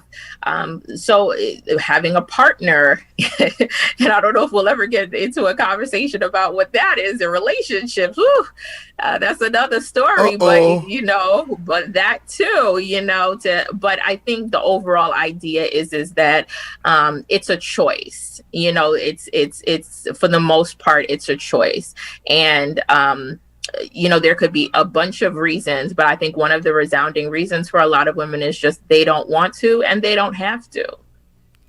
And thank you so much, Camille. I saw Rihanna snap into that one. I don't know if you wanted to say something, Rihanna, but Camille, that statement, child care alone is rent. You gotta make that a t-shirt like that.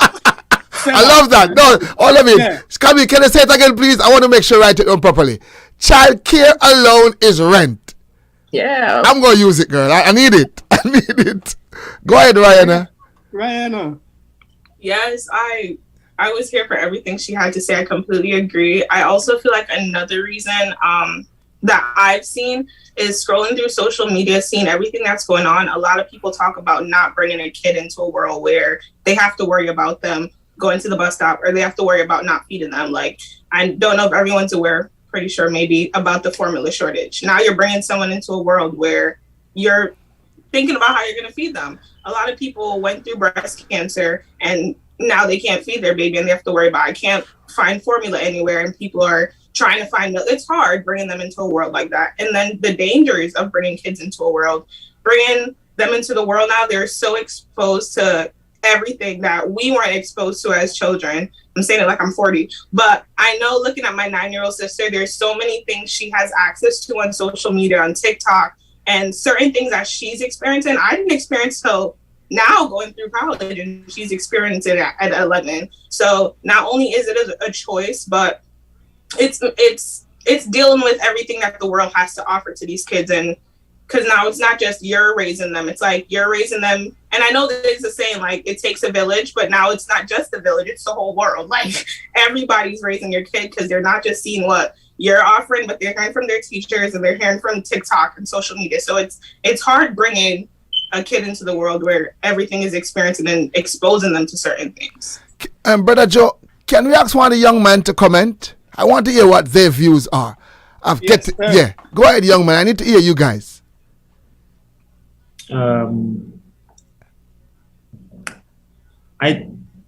I have a lot of friends that we talk. I have a small group of friends that we talk about having children, and I think the resounding thing that I hear is that kids are expensive, and it's true. That's true. I think the time in the 80s and 90s when we grew up, and our mom didn't have student loans, our dad didn't have student loans. They didn't have large car notes. They didn't have personal loan debts, and I just think it is a different time. I do agree with the ladies at the panel. It is a choice, if a woman would like to have a child or not. And I think if you're thinking about kids, I would hope that you want to give them a better shot than you did. So, getting them into a 2-parent household, great. Having a safe environment, whether that's a rental space or if you own a home or a condo, that's great. I think if you have a village, even better. So I think when I hear the ladies talk, I think it sounds more, to me at least, in my lens, it seems like there's just a concern about there being a nice safe haven for them to land in, and I think that's what I hear from that, and that's important. When I wanted to have my daughter, I didn't think I was mentally ready. I didn't think I was financially ready. I didn't think I had the support system behind me. So those are things that I thought about. So I completely understand what they're saying. The one thing I didn't really agree with was in regards to the whole world raising our children. I think that's where we kind of have to step in and be a really good guide. And we know what social media is like. We know that, what we can find, everything is at the tip of our fingers. So I think it's just more about that guidance and watching your kids grow and seeing what they can understand, what they don't understand, and what they're ready for. And I would hope that we can kind of expose them as they show us that they're mature and ready for that next step. I want to give a flip side of the coin, if you don't mind. All right. Can everyone whose parent made less than $100,000, less than $100,000 before you were born, raise your hand. If your parent made less than $100,000 before you were born, raise your hand. You talking per year? Per year, yeah. Their salary, right? So one of the things that I came and heard in America was people saying that growing kids are expensive. You have to have money to have kids and so forth, so forth. That's not true. The majority of countries in the world, people are poor, right? And people have kids in every country. People have a lot of kids in many countries. You know what I'm saying? So it's like, I don't want us to get stuck on this American dream thing where it's like, you need money to raise kids. You need money to do this. Is money a factor? Yes, money is, but it's not the factor. People raise kids. Money don't raise kids. You know, a lot of rich people with their kids are messed up. And, you know, and similarly, you know, a lot of rich people, their kids are good. You know, a lot of poor people, their kids are messed up. You know, a lot of poor people, their kids are good. People raise people. Sometimes it's mommy raising people. Sometimes it's daddy raising people. Sometimes it's the community raising people. You listen, we got to trust God more and trust ourselves less. So if God is calling you to make a lot of kids, by all means, brother, they're rooting for you and praying for you. If God is calling you to make one child or no children, listen, by all means, brother, there's rooting for you and he's praying for you. So I think that's something that's very, very personal and very spiritual, physical. There's a lot that go into that. But I would just leave you with this. Trust God. Whatever God's plan is for you to have many or little or no children, or raise other people's children, or adopt, trust God. But I want of the people who have 12, 15, 17 kids, listen, don't feel bad. Trust God, keep going if he's calling you for even more. Thank you, Skerrit. And Camille, I saw your hand, but I just wanted to make reference to this article in the Wall Street Journal. This was in August of 2022. It says it now costs $300,000 to raise a child. Yeah, that's a big number, by the way. Sister Camille. No, I was going to say that, you know, it's true that, you know, rich, poor, you know, you can make a child and you can raise a child, but I think it depends on, you know, what you want that child's life to look like, what you want your life to look like. I think for a lot of us, even asking the question of, you know, did our parents make six figures? They didn't. But I think for a lot of us, we saw our parents struggle. And to a certain extent, we may not want to struggle ourselves. We want to be able to bring children into this world and be comfortable with them, but it does cost. Even the Dollar Tree isn't $1 anymore. You know, it's like, come on, like I'm gonna wake up tomorrow and be terrified. It's gonna be $2. Like that inflation is gonna hit. You know, it's hitting. You know, you got to think about things like, do I really want to spend another quarter on this? No, but I mean, I joke, but I'm serious. Like things change and it does become a lot. And you do have to think about the quality of life that you want to have for your child. And, you know, unfortunately, if you don't have people who are willing to do it for free, you know, grandma, grandpa are retired or whatever the case may be, it is going to cost. And it's not just going to cost from a financial standpoint, but it's also going to cost in terms of the quality of life that you want to have. So, you know, you really have to kind of weigh what that's going to look like for you. And for some people, it's just not worth it. And they would rather enjoy the life that they have in front of them for them. And so, you know, I think that's why we do see a lot of people, you know, choosing not to have kids. Wow. Thank you, Camille. Camille, you just have the one-liners tonight. The Dollar Tree is not $1 anymore. I love it. I'm enjoying this thoroughly. All right. Oh my goodness. So we're almost an hour in and we've gotten to a lot of subject areas and there is so much more to go. So I got to move us forward. There's a question here about mental health. The question is, do you think that the Black community is embracing mental health care? Well, I'm sorry. I feel like I'm starting to monopolize here. I think just coming as a therapist, I do think that we do see the Black community embracing therapy a lot more. I think it does depend age-wise. I do think that there are some caveats to this. I think you see more than anything a lot of young people who are embracing, a lot of young Black people who are embracing mental health a lot faster. And then you do see some of the older generations being able to do that. It's just great to see, the importance of, we talked about childhood trauma. That was a question that we had earlier. And, individuals understand that this is having a huge impact on who they are. And so one great way to be able to heal from that is to be able to seek treatment and to speak with someone about it, someone who's impartial, someone who's non-judgmental. And so I think that now that we are prioritizing ourselves, we do see a lot more Black people in therapy. So that's just my 2 cents on it. So can I just push that thought a little bit further, Camille, and just ask you, so you made reference to the fact that you find that younger people are the ones who are now embracing the caring around mental health and that the older generation is not. Can you tell me why you think that might be the case?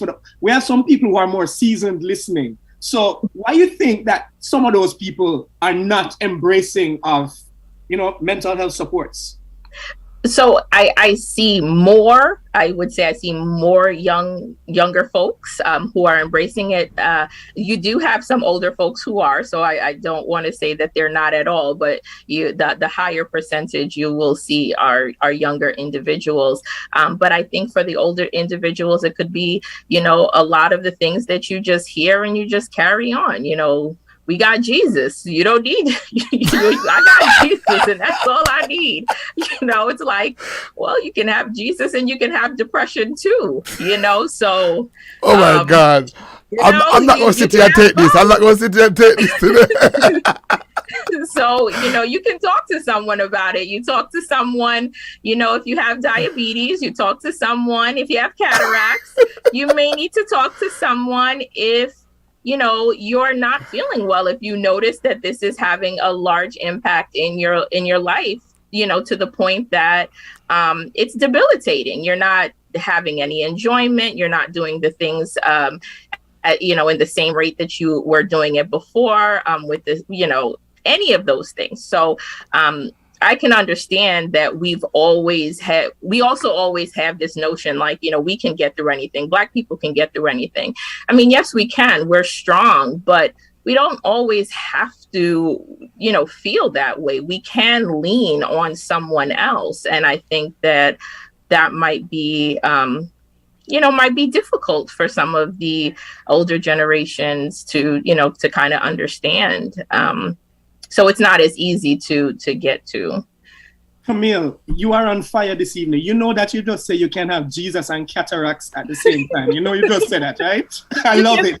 Have it all. I saw your hand, Michael. You had something to say. Yeah, about that. My grandfather, rest in peace, David Scott, OG. If I was to tell him, Grandpa, when you hit me with the controller, I feel a way, you shouldn't. He'll call me a sissy. Like, what you talking? That's the old school way of dealing with things. Like, if I tell you I'm gonna take you to school at 8:00 and 7:59 you're ironing your clothes, that means you're gonna get late. Then I'm gonna slap you, or I'm gonna hit you with whatever I can find. If I tell him, oh no, but it's hurting me mentally, they think I'm a soft kid, and you know how it goes. That's the old school generation. Nowadays, it really is like, okay, you need to worry about people's feelings. It's a little different nowadays, but it's also true because I can't tell. When I was growing up, I couldn't tell someone, oh, I feel something way mentally. They think you're soft, they think you're sissy, you know what I'm saying? That's why mentally it's different. So I understand what Camille is saying 100% because that's my cousin, actually. I love her to death. But that's how we grew up. Like, it's either you're a tough guy or you're soft. That's how the older generation raised their kids. You know what I'm saying? So it's hard to differentiate which is which and how to raise the next millennial generation. Thank you, Michael. That was good. Rihanna. Hi. So I love that Michael went back to talking about the situations with his grandpa, because growing up in high school, if I ever mentioned like I'm depressed or something, I would hear, "Go depress your book." It was never taken seriously because they're like, "You're like 16. What do you have to be depressed about?" And they're not realizing that there's a lot of different things we deal with either in high school or, you know, in life in general that might mess with our mental. Like, yes, we are strong people, but at the same time, growing up, you do take things a little bit more to heart. So, you know, you do feel like you want to talk about it to people, but the older people, like Camille said, they're not understanding really how we are affected as young people when it comes to mental health. Rihanna, what them say you must do to the book? Go depress it, because I'm not depressed. Like, I just... Oh my goodness. All right. Oh, you have something to say, Leonard? Yeah, I just want to stand up for the older generation because you guys are killing them. I think if I can give a little perspective in regard to same group of friends, you know, I think when you kind of, if I don't know if you've ever, I'm sure you guys have talked to your grandfathers, moms, and dad, but if they came from Jamaica during those times, there are some that didn't get a hot meal every night. There's some of them that didn't have some place to live. There's some of them that didn't go to high school. They didn't go to college. So I think they're looking at it from their perspective in that they had to grow up very fast to get through life. And what they did was that if they had a child, they just wanted to give them the best that they could. So when they came to the United States, wow, you know, you can get a job and work a 9 to 5, and we got benefits. I mean, I can get an apartment building. I mean, at that time, you get an apartment fairly cheap. Oh my God, there's public schooling. You don't got to pay for tuition. You know, so it was just. I think from that perspective, I think when we say, hey, I'm not feeling well, I'm not having a good day, in their head, they're like, you don't even know what a hard day look like. You don't know what it is to try to go to school and you got to get 100 and you get a 95, you get laced in the back. You got to, you know, so I think from that perspective, I think that's kind of, I don't think they're right, but I think that's what they're thinking, and that they're just trying to provide a better opportunity, and that they just can't translate. Again, they you know, they may lack the ability to communicate those experiences to us. Because I think that if they were able to, I think we may say, oh, I see what Grandpa is talking about. I don't agree, but I see that point of view. So I think that's what maybe some of the older generation is probably speaking of, and that's probably their stance. All right. So Leonard, thank you for saying that. And Rihanna, you have a quick response, but you have to be quick. I do. All right. I completely agree with what Leonard has to say. The older generation did definitely have to deal with different circumstances than what we have to deal with now. Because just a quick example, my mom, I literally had to sit her down and explain to her certain things that we had to face. Because like Leonard said, growing up, she went through completely different situations than we do now in schools and stuff like that. So I feel like going back to the question you asked about communications with your parents, I feel like this is another thing about communication. Us as young people, we should eventually build up the courage. And I know some Jamaicans our Jamaican parents can be a little hostile when you want to sit them down and have a conversation, but it is up to us to have that conversation with them. Like, hey, Mom, I want to sit you down and explain to you certain things that I deal with on a daily and certain things that I'm going through. It really does stem back to making sure you have that communication, you have that level that you can go sit with your parents and let them know what is going on. Great. But can I just add I know I'm a host, but can I just add something too?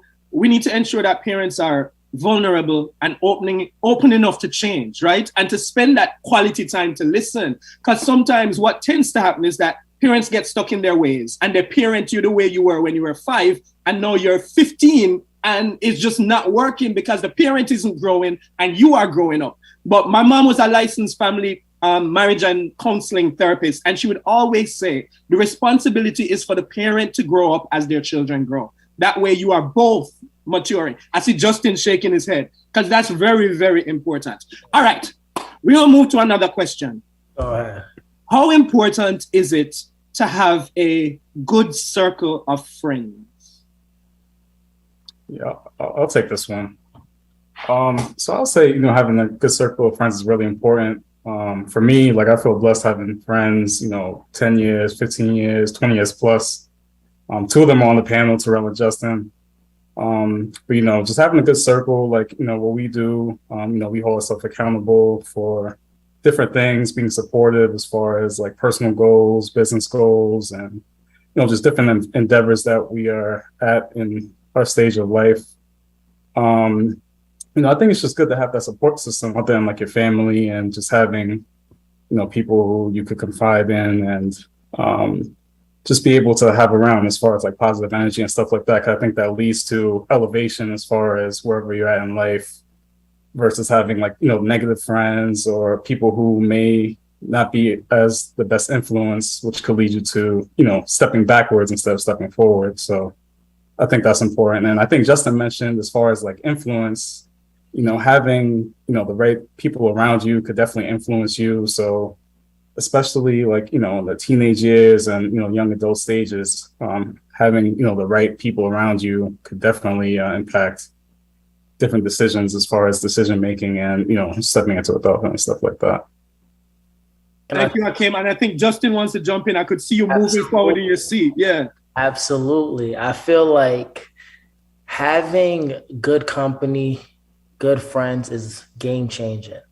Like, me and my friends, we talk about so much high level conversations. It's not relatable to like people in like certain, like, you have to be there to understand. You understand? So I feel like if you have a good company and good friends, they could help push you and motivate you. I tell people all the time, I have to be friends with people outside of the same, like you can't do the same thing I do. You understand? Because I don't want you to envy me or jealousy. You get what I'm saying? That's extremely important. You always have to have friends outside of the same like occupation of what you do. You don't want competition. You understand? You want to be able to, I could push your industry, you could push my industry. Let's piggyback of each other. You understand? And just spreading positive energy is just extremely important. Like, I feel like just conversations that you have with your friends, you have to just watch and see, like, is it helping you or is it making you like, kind of stepping back in life? You want to always have high level conversations and stay at that high level frequency, because that once you start speaking positivity, you're going to start feeling positive. You're going to start attracting positive. Just the law of affirmation, basically. You know what Justin, I mean? Give me an example. You use that phrase, right? High level conversations. Give me an example. Like, what does that sound like or look like? All right, so just conversations. Like, I have friends that like they're like in, like, some of them are in real estate, logistics and stuff like that. I would just tell them, like, straight like this, watch this, right? I know how to get funding. I can do things. We have capital, but we play with the bank's money, right? I want to invest in your industry. I want you to turn my capital. Vice versa. I want to invest in your industry. I want you to turn my capital. Now I have 3 streams of income that I just built off of 2 other people's industries. You understand? I want my friends to help me out. I need people that could help me. I don't need people that could just take from me. I don't need takers. I don't need leeches. You understand? We only grew up with leeches where we're from, in poverty. You understand? I need people that could help me elevate and take me to like places that I didn't even know that existed. Wow. Because where I'm at in my life, I didn't think it was possible. You understand? Yeah. I didn't see the way. I couldn't imagine getting to certain places. And then I always think big. And that's why I try. If I think big, I just know that I'm going to get there one day. It's just a matter of time. Yo, quick question for Justin and Leonard, right? I hear y'all talk a lot about the multifamily, the investment and real estate investment and so forth, right? Now that they raised the interest rate, this is real quick, right? Like, what's the cap rate that you look for on investments? Like, especially with property and real estate. Leonard, what do you think about that? You said you're a licensed real estate agent, right? Yep. So what do you think about what's the cap? I feel like I see a lot of 6%. Tried not to go over 7, but realistically, they're getting like a lot of 6% interest rates. What do you think about that? It's pretty high, right? No, I think the interest rates are fairly high right now. 6% for like a primary resident, for investors, 7.5, 8%, depending on the lender you go to.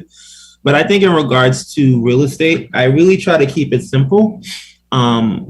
It depends on what your goals are, but in regards to multifamily investing, I think that if you're a positive cash flow, sometimes, when I talk to my mentor, his number, he's a hard, like, I want 25% cash on cash return, or basically if I put $100 in, I want to make $25 for the year, basically just 25. Like that would be his, like, if you completely optimize the property and it's like running automatic, you got to do anything. That's his goal.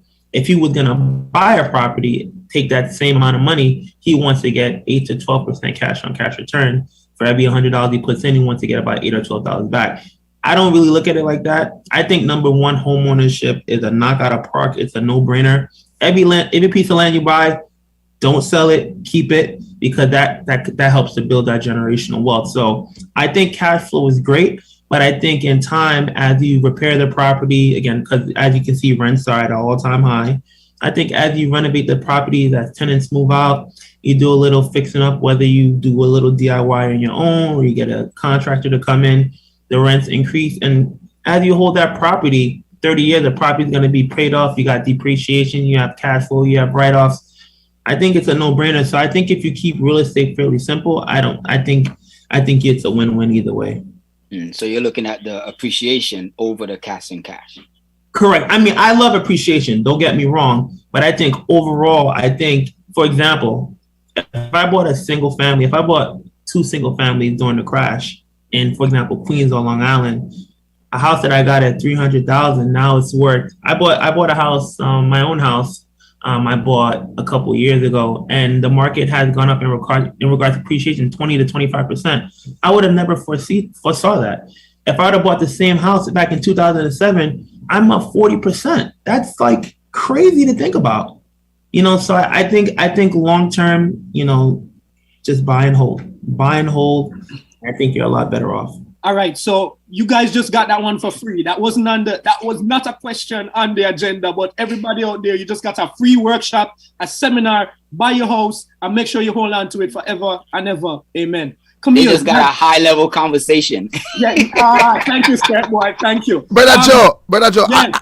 Can I ask this next question? Because when I saw it, I'm offended. Yes, sir. It's all yours. This next question, it really got me because I want to hear the answer. And I'm coming with piece more to the answer. Because this question, it's a two-way. And it said, do you feel you must go to college to be successful? I want to hear this answer. I will. Not. I don't think so. I feel like being financially literate can get you to be successful, right? If you just understand, because what you're going to learn in school is not going to teach you what you're going to apply in the real world, right? So in order to become successful, I feel like it's just about mindset. Mindset can help you far in life to become successful. So I feel like, to be honest, college, no. I feel like college teaches you discipline, but I don't feel like it can make you successful. So my answer is no. I so agree with what Justin said. I feel like you don't need it. I think it's more of what society has put on college. Like, if you don't go to college, you're just not up there, is what I think they've put on that. But I agree. There's a lot of things they say they're going to teach you in school that you need for life. But I'm in college now, and I've left high school, and they're like, you need this for college. And I've never pulled out, I don't remember what the thing is called, to draw a full circle. Like, I don't need certain things that they teach me. I need to learn real life things that I'm learning from the panel right now that I haven't heard a teacher told me in school as yet. So I feel like you don't definitely need college in a sense. People go there, but it's not something you need. It's not a necessity, no. Yeah, and just to piggyback off what you said, I feel like connections is bigger than anything. Once you make connections, I feel like it's life-changing. You understand? A lot of people that don't have educations are the most successful. You get what I'm saying? So it's like, connecting the dots, like realistically building a portfolio of full of connections and having resourceful and for like people in your life could change your life. I don't think college has anything to do with success. I was literally going to say that and totally forgot to add that. Connections definitely play a huge role in becoming successful. Networking is also so important.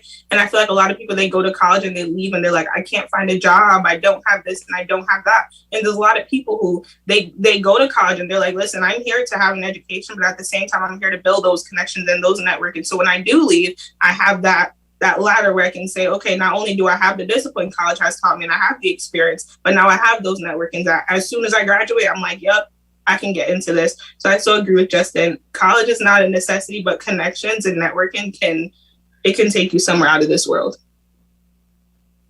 All right, so they're gonna be a little bit upset with me. All right, and I don't want anyone to be upset with me. This is just completely my opinion, completely my experience, right? That's my caveat. Whatever I say does not reflect on Brother Gary, Brother Joe, or anyone else here, right? But for me personally, I do believe that college is important. One, because I was successful without college, right? I've toured 70 countries as a DJ, dancer, promoter, so forth, so forth. I was on my 4th passport before I retired and went into the church, right? However, after I went into the church and I wasn't doing the entertainment stuff, I went to go get a regular job. And I'm looking and I'm seeing like which job could make me 6 figures, right? And I go in and they're like, well, buddy, we hate to tell you this, but you don't have the relevant work experience. You don't have the relevant education. And I'm like, wait. What does that mean? Like, bro, look at me. I came from a little island called Antigua in a village called Mud, came to the United States, toured the world. And I'm the man. Turn on your TV, Google me. You know what I'm saying? And they're like, listen, we're so happy for you. This is amazing. We'd love to have you on your team, but you need this and this and this credentials. And I'm like, yo, this is nonsense, man. These people, they're racist. I don't care. So I go do another job. You know what I'm saying? And it's the same thing. So I asked my wife, and I'm like, yo, why these people are hiring me? And my wife does HR. You know what I'm saying? And she's like, well, realistically, and I'm going to be honest with you, you know what I'm saying? In order to qualify for certain jobs, you need this credential, that credential. I'm like, but that's nonsense. Some of these people can't even tie their shoes. And she's like, well, that's how it is, unfortunately, in the United States of America. So what did I do? I played their game by their rules. I went back to school. I took a free class at Brooklyn Adult Learning Center, and I started getting into my computer technician. I learned my trade. I got promoted in my internship 3 times. I was working with the DOE, boom. Went to the service meeting, straight out my internship. And then, you know what I'm saying, I was like one of the techs there, and I asked the vice president, right? Like, how important is a college degree in computer science? And he said this to me. He said, I'm gonna be honest with you. In the beginning, it's not important because once you have your certification, we know that everyone could do the job. But when it's time for promoting people, the people with the college degrees are gonna get promoted first. And I was like, what? He said, yeah. And guess what? You don't need a college degree in computer science either. He says, any college degree will do. He says, look at me. I'm the vice president. I went to school for ministry. And I was like, you could go to school for ministry? He was like, yeah. You know what I'm saying? And I was like, oh, snap. So fast forward, I went to school for music, pastoral ministry, and computer science. And when I left, I was highly sought in all of those fields. Highly sought. And when I did get a job as a computer technician, within the space of 2 years, I became the director of technology. These college degrees unlocks a lot of doors in the formal world. Not saying that's the world you have to be in, because a lot of us, especially from the Caribbean, are entrepreneur, right? And we could do the seminars and we could get the mentorships and we could read the books and learn these things on our own. A lot of us are good with our hands and trades. But if we want to play in the American game of corporate ladder escalating, that college degree is going to separate us. Yes, your network. I'm not saying pick one or the other.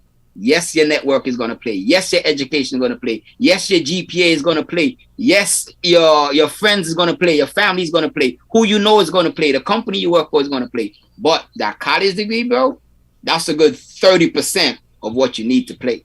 All right. So I saw some hands and I saw them in order, right? I saw Camille and I saw Rihanna. then I saw Justin, and then I saw Michael. But Brother G, I know you also wanted to chime in on this. Yeah, so, let me hear them first. All right, so everybody, please, we like crunch for time, so please try and just bring that answer together very succinctly. All right, Camille. Yeah, so I was just gonna say, yeah, I agree with Scarrett Boy, because I mean, for some industries, it's just gonna be necessary. Don't tell me you're a doctor and I ask you where you went to school, and you're like, yeah, but you know, I got connects in the, you know, at Montefiore. It's like, it doesn't work like that. Like, I need you to have an actual formal education. Like, there are going to be certain fields that and certain jobs that are going to require it, and it does matter in terms of what it is that you seek to do. And then there are just going to be other fields where it's not necessary, but just as Scarrett said, it's 1 foot in the door to help you climb the corporate ladder if that is something that you seek. That's all. Thank you. I got Rihanna up next. That's funny. I was literally going to say the same thing. I do agree with Scarrett, but I feel like it really does depend on the field that you're in. Like, I'm obviously in college at the moment because I want to be a pediatric surgeon, but if I wanted to stop at an RN, I didn't have to be in college. I could take classes online, or I could take some week courses to become that. So it really does depend on the field. But like the question said, it is important, but it's just not a necessity, depending on where you want to take your life to. Thank you, Rihanna. I got Justin and then Michael. Or did I say Michael and then Justin? Michael. All right, go ahead, Michael.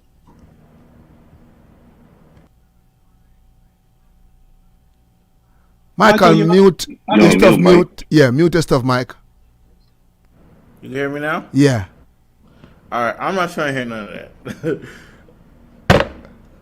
I worked in, I could tell you, the St. John's Hospital, drug rehab, everything. Now I'm working for the city of New York, just got a promotion. And I didn't go to school one day in my life for anything to do with nursing or medical. If you know what you're doing, that's it. I did EKGs. I did 2 weeks in. I did EKGs. I did the training for it. I don't want to hear, oh, you can't do it, or you should go to school for 8 years and want to be a doctor. If you want to help people and you want to do this and you want to do that, you can put your mind to it. That's all I got to say. Next. Thank you, Justin. No, the only thing I was going to say, like what Michael said, like, you got to understand, like, I don't want people to, like, think that I said, like, school is absolutely bad. Because if you're trying to be in a healthcare field, like, let's say a doctor or something, like nurse, you're going to need it. You know what I mean? You're going to have certain certifications. But networking and having those connections could get you in the door. And once you're in the door, you can climb those ladders. You understand? I think different. Like, I don't think like, oh, once I make that connection, understand that I'm going to utilize that connection to the best of my ability. Just because you can't do the same thing, I'm going to make sure that I get that promotion. I climb the ladders. You understand? You're going to have to build that type of relationship. Everything's about a relationship, because at the end of the day, I saw people that when I was actually in like a 9 to 5, right? I saw people where they will be on this job for 15, 20 years wanting to retire, and I'm making more money than them within the first 6 months. You get what I'm saying? Because I'm building those type of relationships. So I don't really want to hear it's like, oh, listen, certain industries, absolutely. Get your degree, get your certification, but network and build connections and strong relationships. Thank you, Justin. Brother G, you're up. I think, let me hear Leonard first now, because I think you want to say something. Yeah, thanks so much. I think the better question is not if college is or is not important. I think it kind of goes back to what do we want for our kids? A lot of times we don't even give our children the option. I'll give you an example. Me and my mentor went to go speak with a group of kids in the Bronx, and we asked them. We said, "Hey," they were like sophomores, juniors, and seniors, and we said, "Hey, what do you guys want to do?" 90% of the kids said, "I don't know." For junior and a senior in high school, not to say that's impossible, but it would be nice if they had an idea, because you don't know how important that junior and senior year of high school is. That can set you up if you wanted to go to medical school, if you wanted to be a PA, because there's some schools that could take you straight from high school. But if you don't know, how can you choose?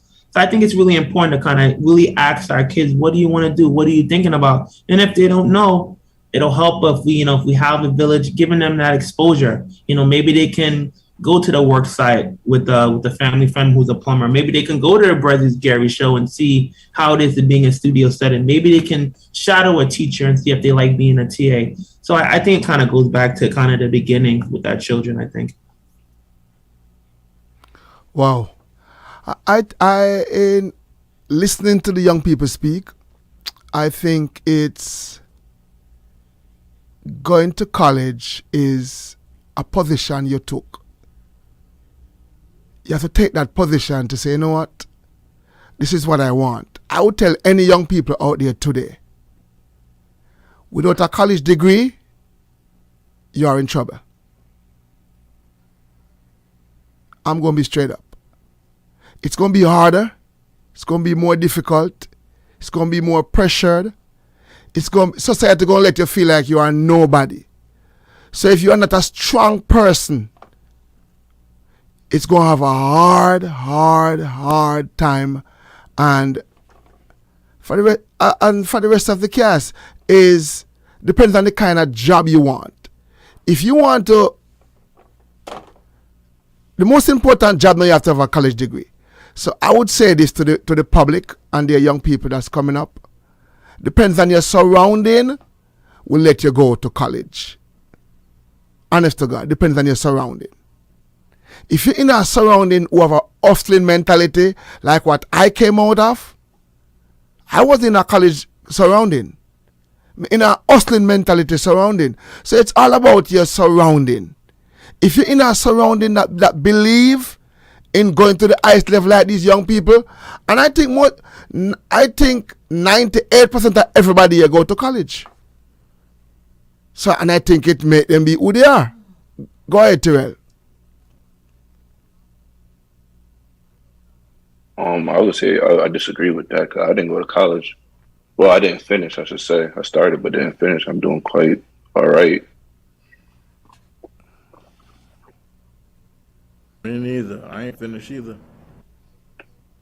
I finished, but I still listen. I regret it. No, I'm joking. Listen, all jokes aside, I just feel like it's pointless. Not like in my situation, I felt like it was needed because, again, like what Leonard said, you spoke to youth that did not know what they wanted. I was supposed to go to school on basketball and stuff like that. You understand? Certain things. Listen, life took a detour. What am I going to do now?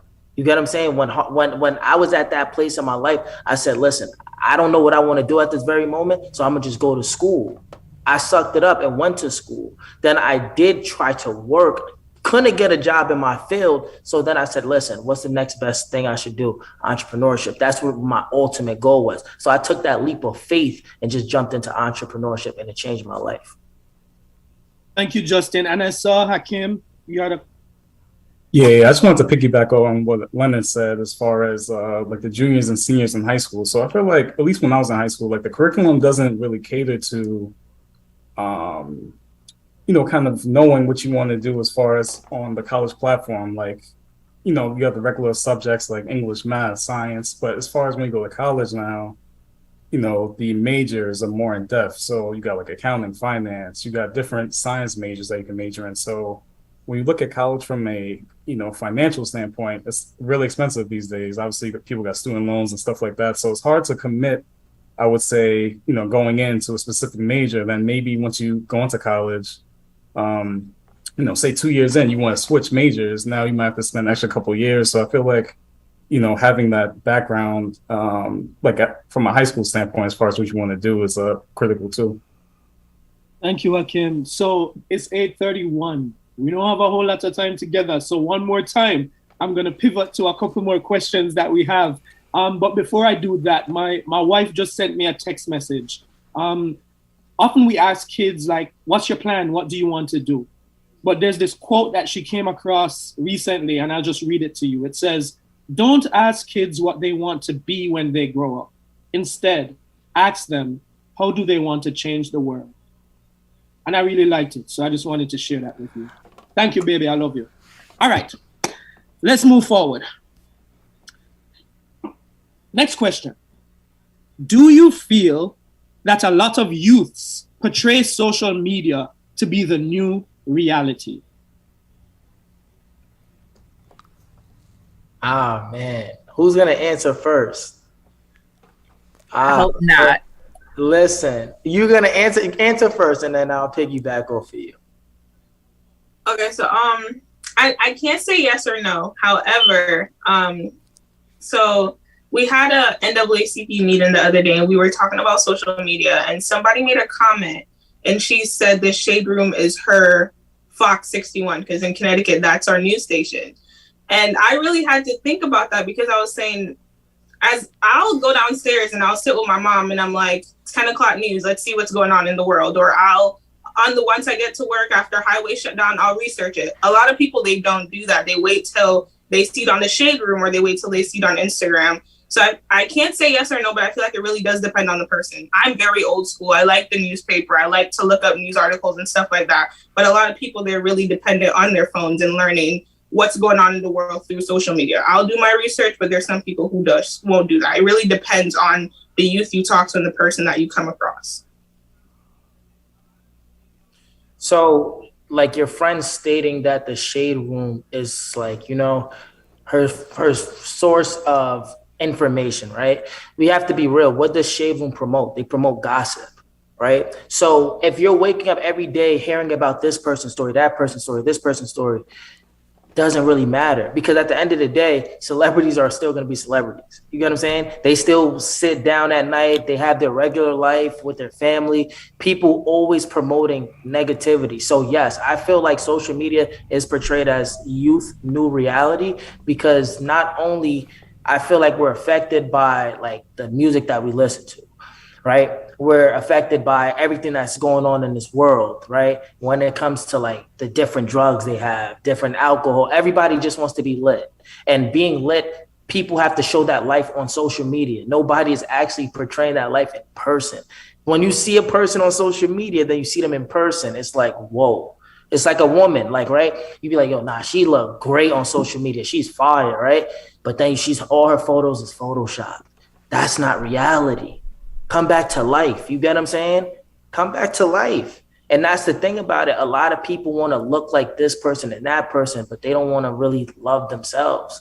You get what I'm saying? Like, that's the problem. Social media doesn't make people, like, depend on what you follow. Because I read in an article that they said China algorithm, they control our algorithm, but their algorithm is completely different from ours in the United States. Why do we get all of our resources from China? You get what I'm saying? So this is the problem that we keep running into. Our algorithm is filled with negativity, and people think it's the new reality. Surgeons made the most money this pandemic, and I rest my case.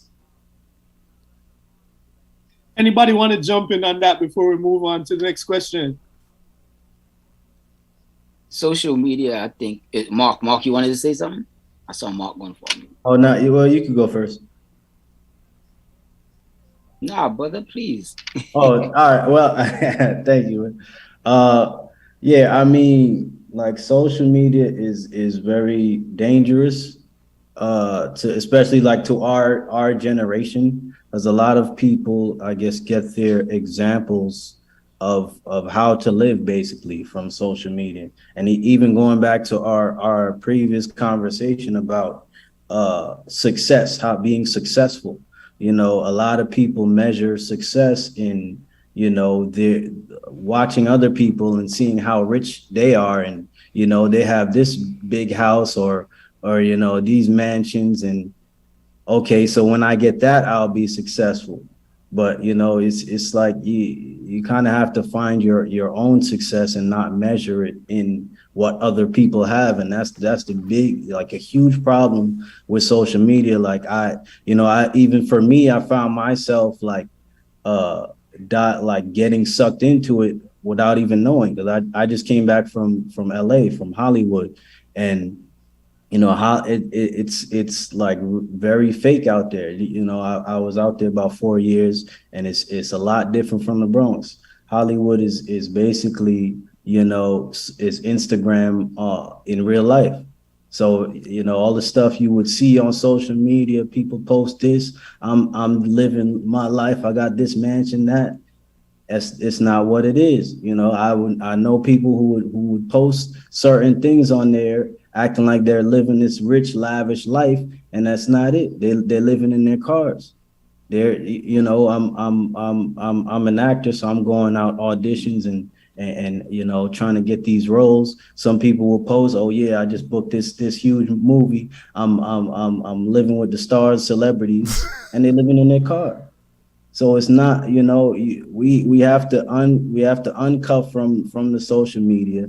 None of it, you know, is, I mean, some of it can be real, but most of it, it's not real. So we gotta stop looking at other people for our happiness, our success, and, you know, find it within ourselves, within our own homes, our own families, and our support system around each other.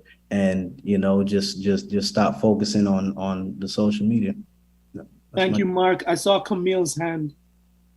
Yeah, I think Mark said it really eloquently. Just comparison is the theft of joy, you know, and if you spend all your time comparing, going on social media, comparing your life, you're gonna struggle to find your own happiness. So I think Mark said it eloquently, but definitely just trying to keep up and thinking you're keeping up and comparing is just taking away from your own happiness. And hey, Camille, Scared, you have something to say? Yeah, it's my response is two-part. The first part is it depends where you're approaching social media from, because there's two people on social media for the most part, right? There's the consumer and then there's the creator, right? If you're approaching it from a creator standpoint, you're in a position of power, as opposed to if you're coming at it as a consumer standpoint, you're more subjected to what's out there and people's just inputting whatever they feel like into you, as opposed to, you know what I'm saying, like listening to these leaders here speak. If they have a page and they're putting something out there, like say Justin is putting out, you know, say his investing courses, Leonard is putting out his real estate courses, you know, Mark is putting out his it's going to look completely different than, you know, people just taking pictures with bottles and models. You know what I'm saying? And then now I'm going into the consumer part. So when you are a consumer, say you're not a creator, you don't want to be on camera, you don't want to speak, you just want to get your Instagram and scroll through, right? The people that you follow is going to determine what the algorithm shows you, right? So for instance, I have my party pages, you know what I'm saying, from when I was in the world and everything. Like what I see on those are completely different than what I see on my investment pages, right? So for instance, like, and people say, oh, social media is this bad thing. Da, da, da. I learned about multifamily real estate investing through social media. I learned about using the infinite banking system through social media. I learned life insurance through social media, like the real way you're supposed to use life insurance, through social media. You know what I'm saying? And I was like, oh my gosh, I never knew these things existed. You know what I'm saying? Like, I'm so happy that I ran into this. I was so happy that I created a whole new page that I keep private, just so that I could follow the people that was giving me this information. And as I followed these people, different people with different entrepreneurial spirits and ideas who are feeding me mentally started to pop up, and I started to learn more and more. And then, like, you know, my brothers were saying, I started going to different conferences, started networking with different people, started seeing social media in a whole nother way. Now, whenever I go back to my party social media, then it's like, oh my gosh, I can't believe this dichotomy is here. You know what I'm saying? A whole other world exists on social media that I wasn't aware of for over 10 years. You know what I'm saying? So it's really like, who are you following? What are you consuming? Like, what are you doing? You know?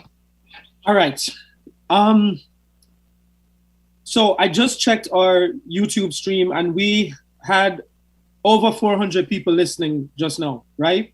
And so I would like to ask the panel, there might be a young person out here who is tuned into this panel. They're listening to all of these thoughts, all of these perspectives, all of these ideas, right?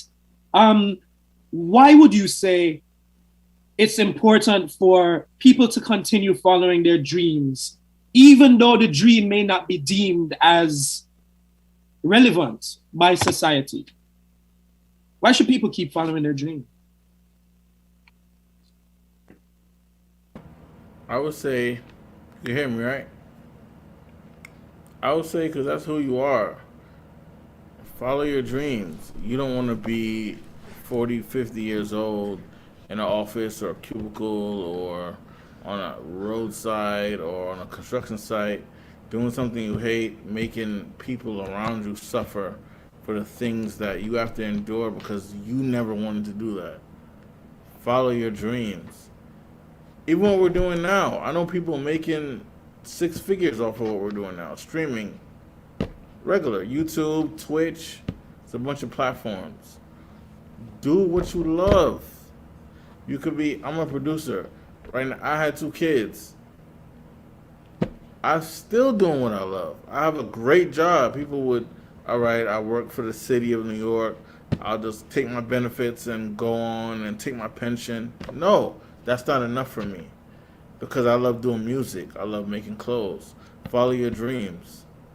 There's Twitchers out here. The number 1 Twitcher in the world right now is from New York. He's under 25. He Twitches about video games, Twitches about going to the store.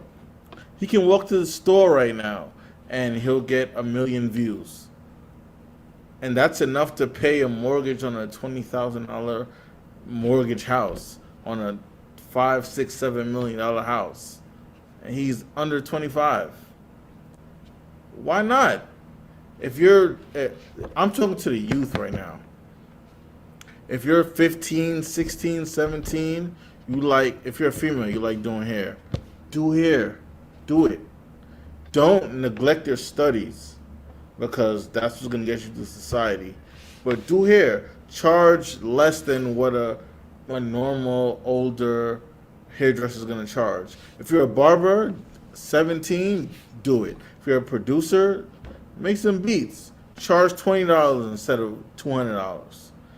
Whatever you do, if you cook, if you're a chef, I know I could tell you Omar's Kitchen, Kokomo. I know so many prominent cafes and restaurants that are making close to $1 million a year that I grew up with and are my friends that went to school. Their parents tell them, oh, go to school, get a job. Okay, I did the same. I'm doing social work. I went to school for media. I have no degrees in what I'm doing right now. And I'm making more than people with degrees in my field. Do what you love. I love helping people. That's why I work in social work. I have no degree in social work, but I love helping people. Do what you love from a young age. Do it. And I don't just say, okay, I'm going to do a little. Go all out for it. Go hard for it. You're going to go hard for them Jordans. You're going to go hard for them Balenciagas. Spend money on your craft and what you want to do in life. And then that's going to make you the money back. Michael, I felt the passion every time you said, do what you love. And I think that's such a powerful message to send to our young people today because, you know, oftentimes they get pigeonholed into doing something that is not their true desire and passion. And we tend to put that off to the side and expect them to be happy, but you will never be joyful until you live out the passion. The thing that you were created to do, once you tap into that, the world becomes open to you. So I really, really appreciated the response to that, bro. Rihanna, and then I see Justin next. I absolutely love everything that Michael just said. And I completely agree with him. Like, you definitely have to do what you love. And living in a world that's so unpredictable because of the whole pandemic situation, we did not know that was going to come about. And you definitely have to do what you love because you never know when the world is going to need you. You might see it now that, oh, my dream is so irrelevant, but you never know when the world is ending up going to need what you think is irrelevant. Thank you, Ryan. I saw Justin. I think Terrell wanted to say something too, right, Terrell? Yeah, I agree with Michael to a certain extent. I feel like you should follow your dreams, but also do what you're good at. Because some people, they could be singers and can't sing for nothing. But I feel like whatever you're good at, do that and try to do it the best you can and create a business out of it and be an entrepreneur about it. Terrell, I love that. You have some people out here who think them can sing, don't it? And them can't sing. Yeah. I think you know Reverend Sentop. I think so. Don't do Rev like that. Don't do Rev like that. So honestly, I feel like, to be completely honest, I feel like when you're talking about passion, I feel like whatever you're passionate about, go for it. And make sure that you have a mindset, the sky's the limit. Because I feel like a lot of the times, what your imagination is telling you, the next person might not understand your vision, your dream. You understand? I'm passionate about what I do. I'm passionate. Listen, I don't settle for nothing less.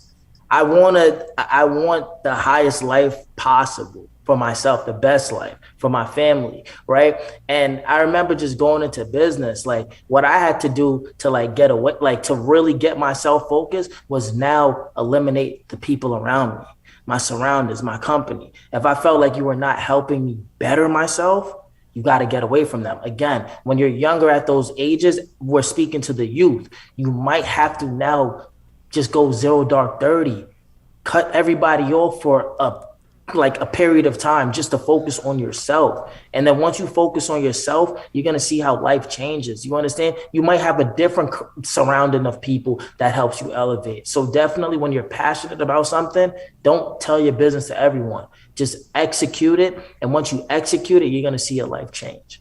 Wow. Thank you, Justin. Before, I want to get Leonard in, but I want to say a few things. Ladies and gentlemen, before we even go anywhere, I want to tell everybody here, this is the first of a whole lot. My numbers that I put today, I said to my wife, I want to see this number. We are 104% over the number. That means people love it, and I'm watching the comments. The comments are through the roof. I'm telling you guys, the comments are going crazy. I have a few people within major industry. They're texting me. They want to involve in getting I just got a text just now, and the person said, how can we fly these guys in to be in our studio and do the next one from our studio? That's crazy. And so I just want you guys to know that this thing is crazy. Don't take it simple. And before I talk about, somebody says something, Reverend Sentop I think is one of the worst singer I have ever heard in my life. But I think he is the stupidest comedian. When I meet him, he come up here in America as a singer. And I call him one day, I said, come here. I don't think you can sing. But I think you are the stupidest thing I have ever seen. And now, go and check out Yardy Belly TV. It just reached 1 million views doing comedian. So what you guys are saying, don't take what you love. Don't let nobody influence you to do what they love. Put your heart in anything. As Sister Rihanna said, the world is going to need what you have. Reverend Sentop was doing it big during the pandemic because people didn't know where to do, what to do, nothing. But the world need to laugh. Yeah. So don't think my wife came up with this idea. I never came up with it. She came up with it, said she wanted to do a panel of young people. And I said, I will help you, but don't get me involved because I will talk too much. Let somebody else host it and get me in. And I can tell you I even put the date already. October 30th is our next one. So everybody here, please write it down. Those who are viewing, please write it down. And I want to say this, man. You guys are awesome. We are not reaching anywhere. We are just 8:50. We're finishing 9 minutes. Brother Joe, when I reached to you, you tell me that, Brother Gay, my phone is going crazy. People want to involve. Brother G, everybody want to get involved with what? And I'm going to tell you guys this. I'm going to bring back every one of you. I'm not going to change it yet. Because this is the practice run. Nobody here know what was going on. You guys was just trying. Let me tell the audience, everybody here is nervous. Right, Brother Joe? Because we didn't know what was going to happen. We were nervous. So everybody here is nervous. So this is just a test run. This is nothing. And anything God is involved in. But I want to ask a question. Sister Rihanna, you teach my wife something and I'm mad at you so bad. You let my wife, Sister Rihanna said this on radio one day, my wife come out the kitchen as from that. Sister Rihanna said, no woman should be in the kitchen cooking every Sunday. Because she saw her mother in the kitchen cooking. I said, Mom, why every Sunday you in the kitchen? Her mom is an old-timer, turned to her and said, that's what a wife's supposed to do. Sister Rihanna, do you believe that? Listen, my views on that will not and will never change. I'm not saying don't cook for your spouse when you get them. I'm just saying they can cook for me too. That's it. It doesn't have to be just a women thing. That is a old time. Oh, it's old time. Like, it's not just a woman has to be in the kitchen. It's not just Sunday. I don't have to cook for you Monday, Tuesday, Wednesday, Thursday. It's not an everyday thing. I can cook for you. My choice. Don't let it be you have to cook for me. No, you can ask. Or I can offer, but you're not going to tell me I have to do it. Anybody here agree with that? 110%. Hold on a minute. Let me hear Sister Camille. Go ahead, Camille. No, 110%. Uh-oh. Absolutely. Absolutely. Oh, if I want to, I will, but it's not a requirement. Michael? I agree with that 100%. I cook better than my spouse. I ain't even gonna hold you, but number two, women and men. My mother is a master chef. You know my mom. My dad worked at Raleigh Bop in the early '90s. Like, he's an extra chef too. But either or, it's equal opportunity in the kitchen. It doesn't matter. Michael, I like how you say you cook better than your spouse and then you look behind you just to make sure she wasn't there. I saw that. I gotta check. I gotta check. You heard? I know. I saw you. You're right there. I gotta check. You're right there. I gotta check. Terrell, what were you gonna say? I'll say if it's like only Sundays, I wouldn't mind them cooking. That's just my personal opinion. Like during the week, I'll cook, but Sundays I ain't cooking. I want to ask one question, Brother Joe. Brother Joe, can I ask one question? Brother Joe, I want to ask question number 12. Can you ask that question before we wrap up? Ladies and gentlemen, we still have 25 questions to go. So we not even reach nowhere. Go ahead, Brother Joe. Ask that question for me. I want to hear what these young people think. Wait, which one, Brother Joe? Number 12. Number 12. And we don't have a whole heap of time. So you're going to have to answer really quickly for this. Number 12 says, do you feel that the modern day woman wants the average man? I'll say no. I'll go Justin. No, before I touch the floor, I want my toxic friend Terrell to answer that first. I want my toxic friend Terrell to answer that first, and I'll piggyback off of him. Go ahead, Terrell. Well, before everybody hate me, I'm not toxic, but I'm gonna say no. They don't want the average man because, well, in my opinion, like female nowadays, they want stability. And the average man, if you look at quote unquote, the income average, especially in New York, is not really cutting it. This is my opinion. And I know we're short of time, so anybody else could take the floor. So I want to just be transparent, right? I feel like women nowadays don't want the average man, right? But could they handle a boss? That should be another question. You don't want the average man, but are you the average woman? These are questions that women should answer. Don't let me get on my Kevin Samuels flow, but get on it. No, because I feel like nowadays, no, for real. It's like woman nowadays, you want a man that's in position, but are you in position? Ladies and gentlemen, hold a minute. There's only two women. Hold a minute. Let the woman chime in. Hold a minute. Listen. No, hold a minute, Brother Joe. I got 4 minutes to go. Let's leave that question until October 30th, please. All right, boss. Brother Joe, I don't want to. Ryan, I don't want to hear Camille. I don't want to hear none of the ladies tonight. I don't want to hear you. Justin, hi. We need one lady, man. We need one. At least one. At least one lady. Our time is out. One lady, one guy. Let me say something too. No, I'm not gonna let nobody else say nothing. Our time is out. There's only 2 women. We need more the next time. Listen, because I'm gonna take them out with that question. Wow. Hey, I have a friend of mine. Not the Samuelites. Trust me. Hold a minute.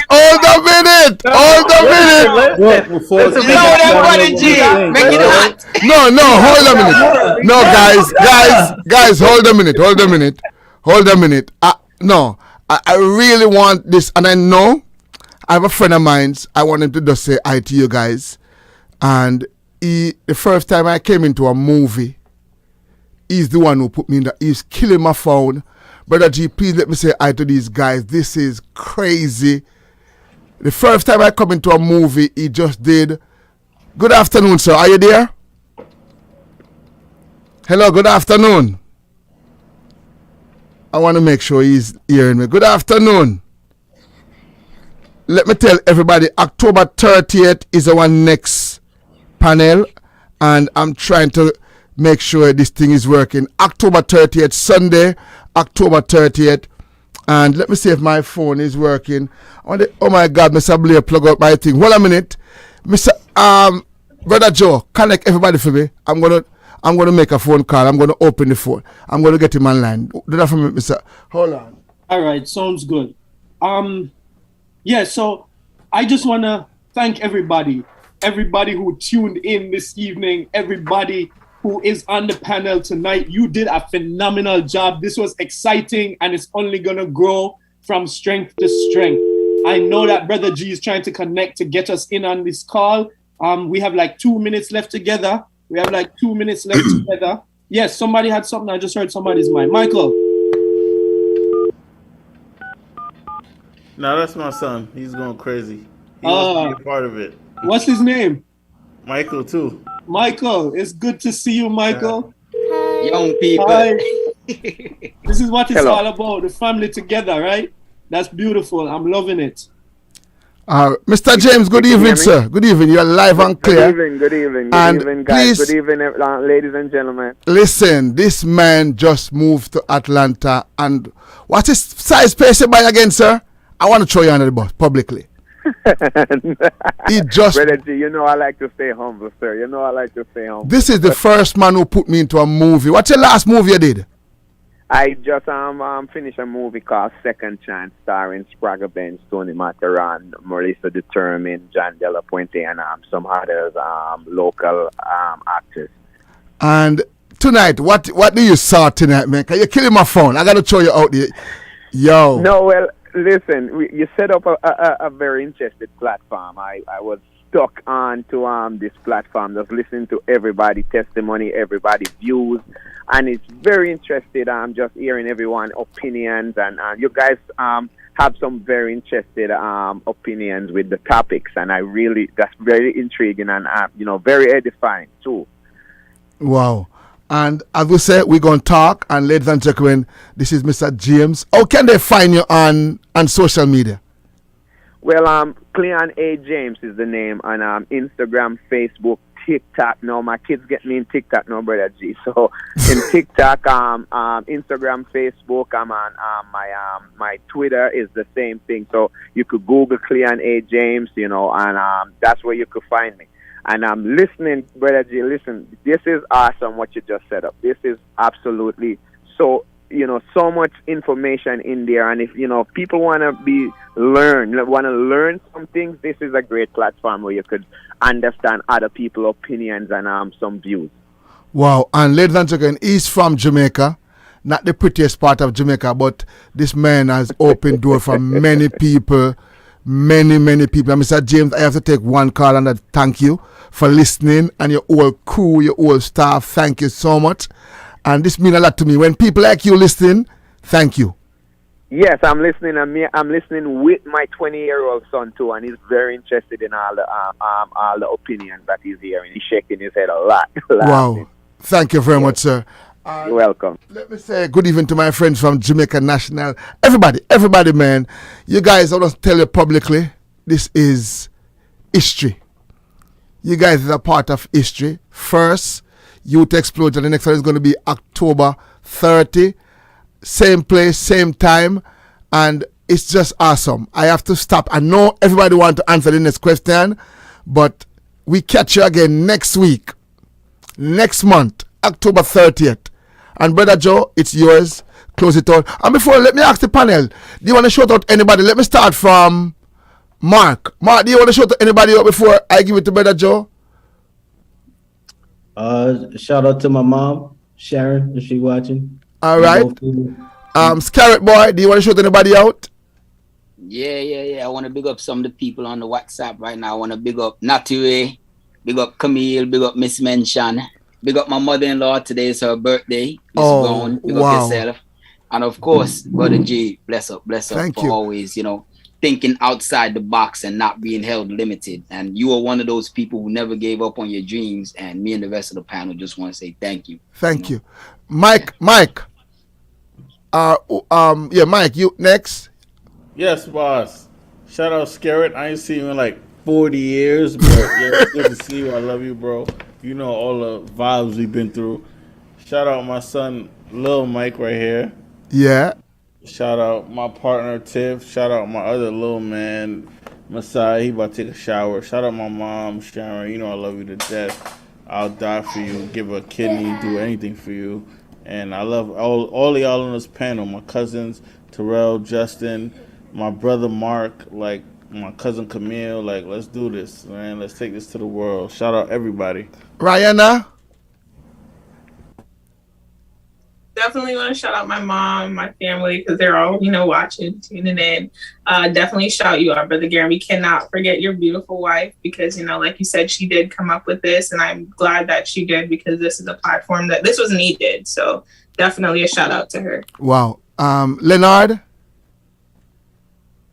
I just want to shout out my wife, Felice, my daughter, Leah, my mom and dad, my mom, dad, my brother and sister, my mentors, Walter Green, Matthew Smith, and just the panel. Thank you guys. It's been a wonderful experience. Brother Gary, Miss Sharon, Brother Joe, thank you so much for having me on. I just so thankful just to be here and just kind of taking everyone's, lens and everyone's point of view. Definitely grown from this experience. Sister Camille? I want to just give a shout out to the friends, to the family who's listening, to my sweet, sweet love, Elijah, my life. I just don't know how life would be without you. So I love you so much. Shout out to you, Brother Gary. Shout out to your amazing wife, wonderful, wonderful wife, Sharon. Shout out to this entire panel. Getting to know folks, obviously the folks who I already know on this panel. Everyone knows I'm the scaredy cat here. I'm the one petrified of doing something like this. Cap. But I could tell you some Camille stories. That's cap. listen, I'm scared. I am. I play well, but I'm shaking in my boots. But believe it or not, I really did have like a really good time and I really enjoyed myself. And I really appreciate having this platform. And just like Leonard said, I did learn a lot. So it was a great experience. Thank you. Terrell? I would like to shout out everybody on the panel, bro G, bro Joe, and my mom. We put everything together. That's about it. All right. Next, let me see who we missed out. Akeem. Yeah, definitely. One shout out the panel. This was dope. I'm definitely looking forward to the next discussion. Shout out to Bro G, Bro Joe, my mom, dad, brother, sister, and all my friends watching. And shout out to all the viewers as well. All right. Justin. Last but not least. Yes, sir. Okay. All right. Shout out to you, Brother Gary, for putting this together. Brother Joe, my mother for watching, all the viewers, all the supporters, family and friends. And just shout out to everyone. And definitely looking forward to the next discussion as well. Yo, let me say, and final, let me say before I give it to Brother Joe, all I can say to you guys, our head is Jesus Christ, and the panel, you guys are... I didn't want to let you loose as yet. Camille, I was nervous, and I know you are better now, so next time, these boys are going to get some hit. I know that. Rihanna, let's get them next time. I just want you guys to just settle down, learn a little. I know that. Just do what we do and we are all right. Brother Joe, it's all yours. Ladies and gentlemen, let me tell you publicly, thank you for coming out. Next time, October 30, we're going to do it again. Brother Joe, it's all yours. Thank you, Brother G. And I just also want to just say thank you to Lady Sharon and Brother G for just birthing this concept and idea. And I told you at the beginning that our young people are filled with wisdom. They have gems, they have nuggets, they have so much to offer. And the last thing I said was, so I want you to walk away with the idea that our young people need to be seen, elevated, and heard. And I believe you got that tonight. So wow. Get ready. October 30 is coming. It's right around the corner. And we will see you then. Thank you for tuning in. Have a wonderful, wonderful night. Panel, you guys are amazing. You rock. We love you. Bye-bye. Tata. Bye-bye. Out.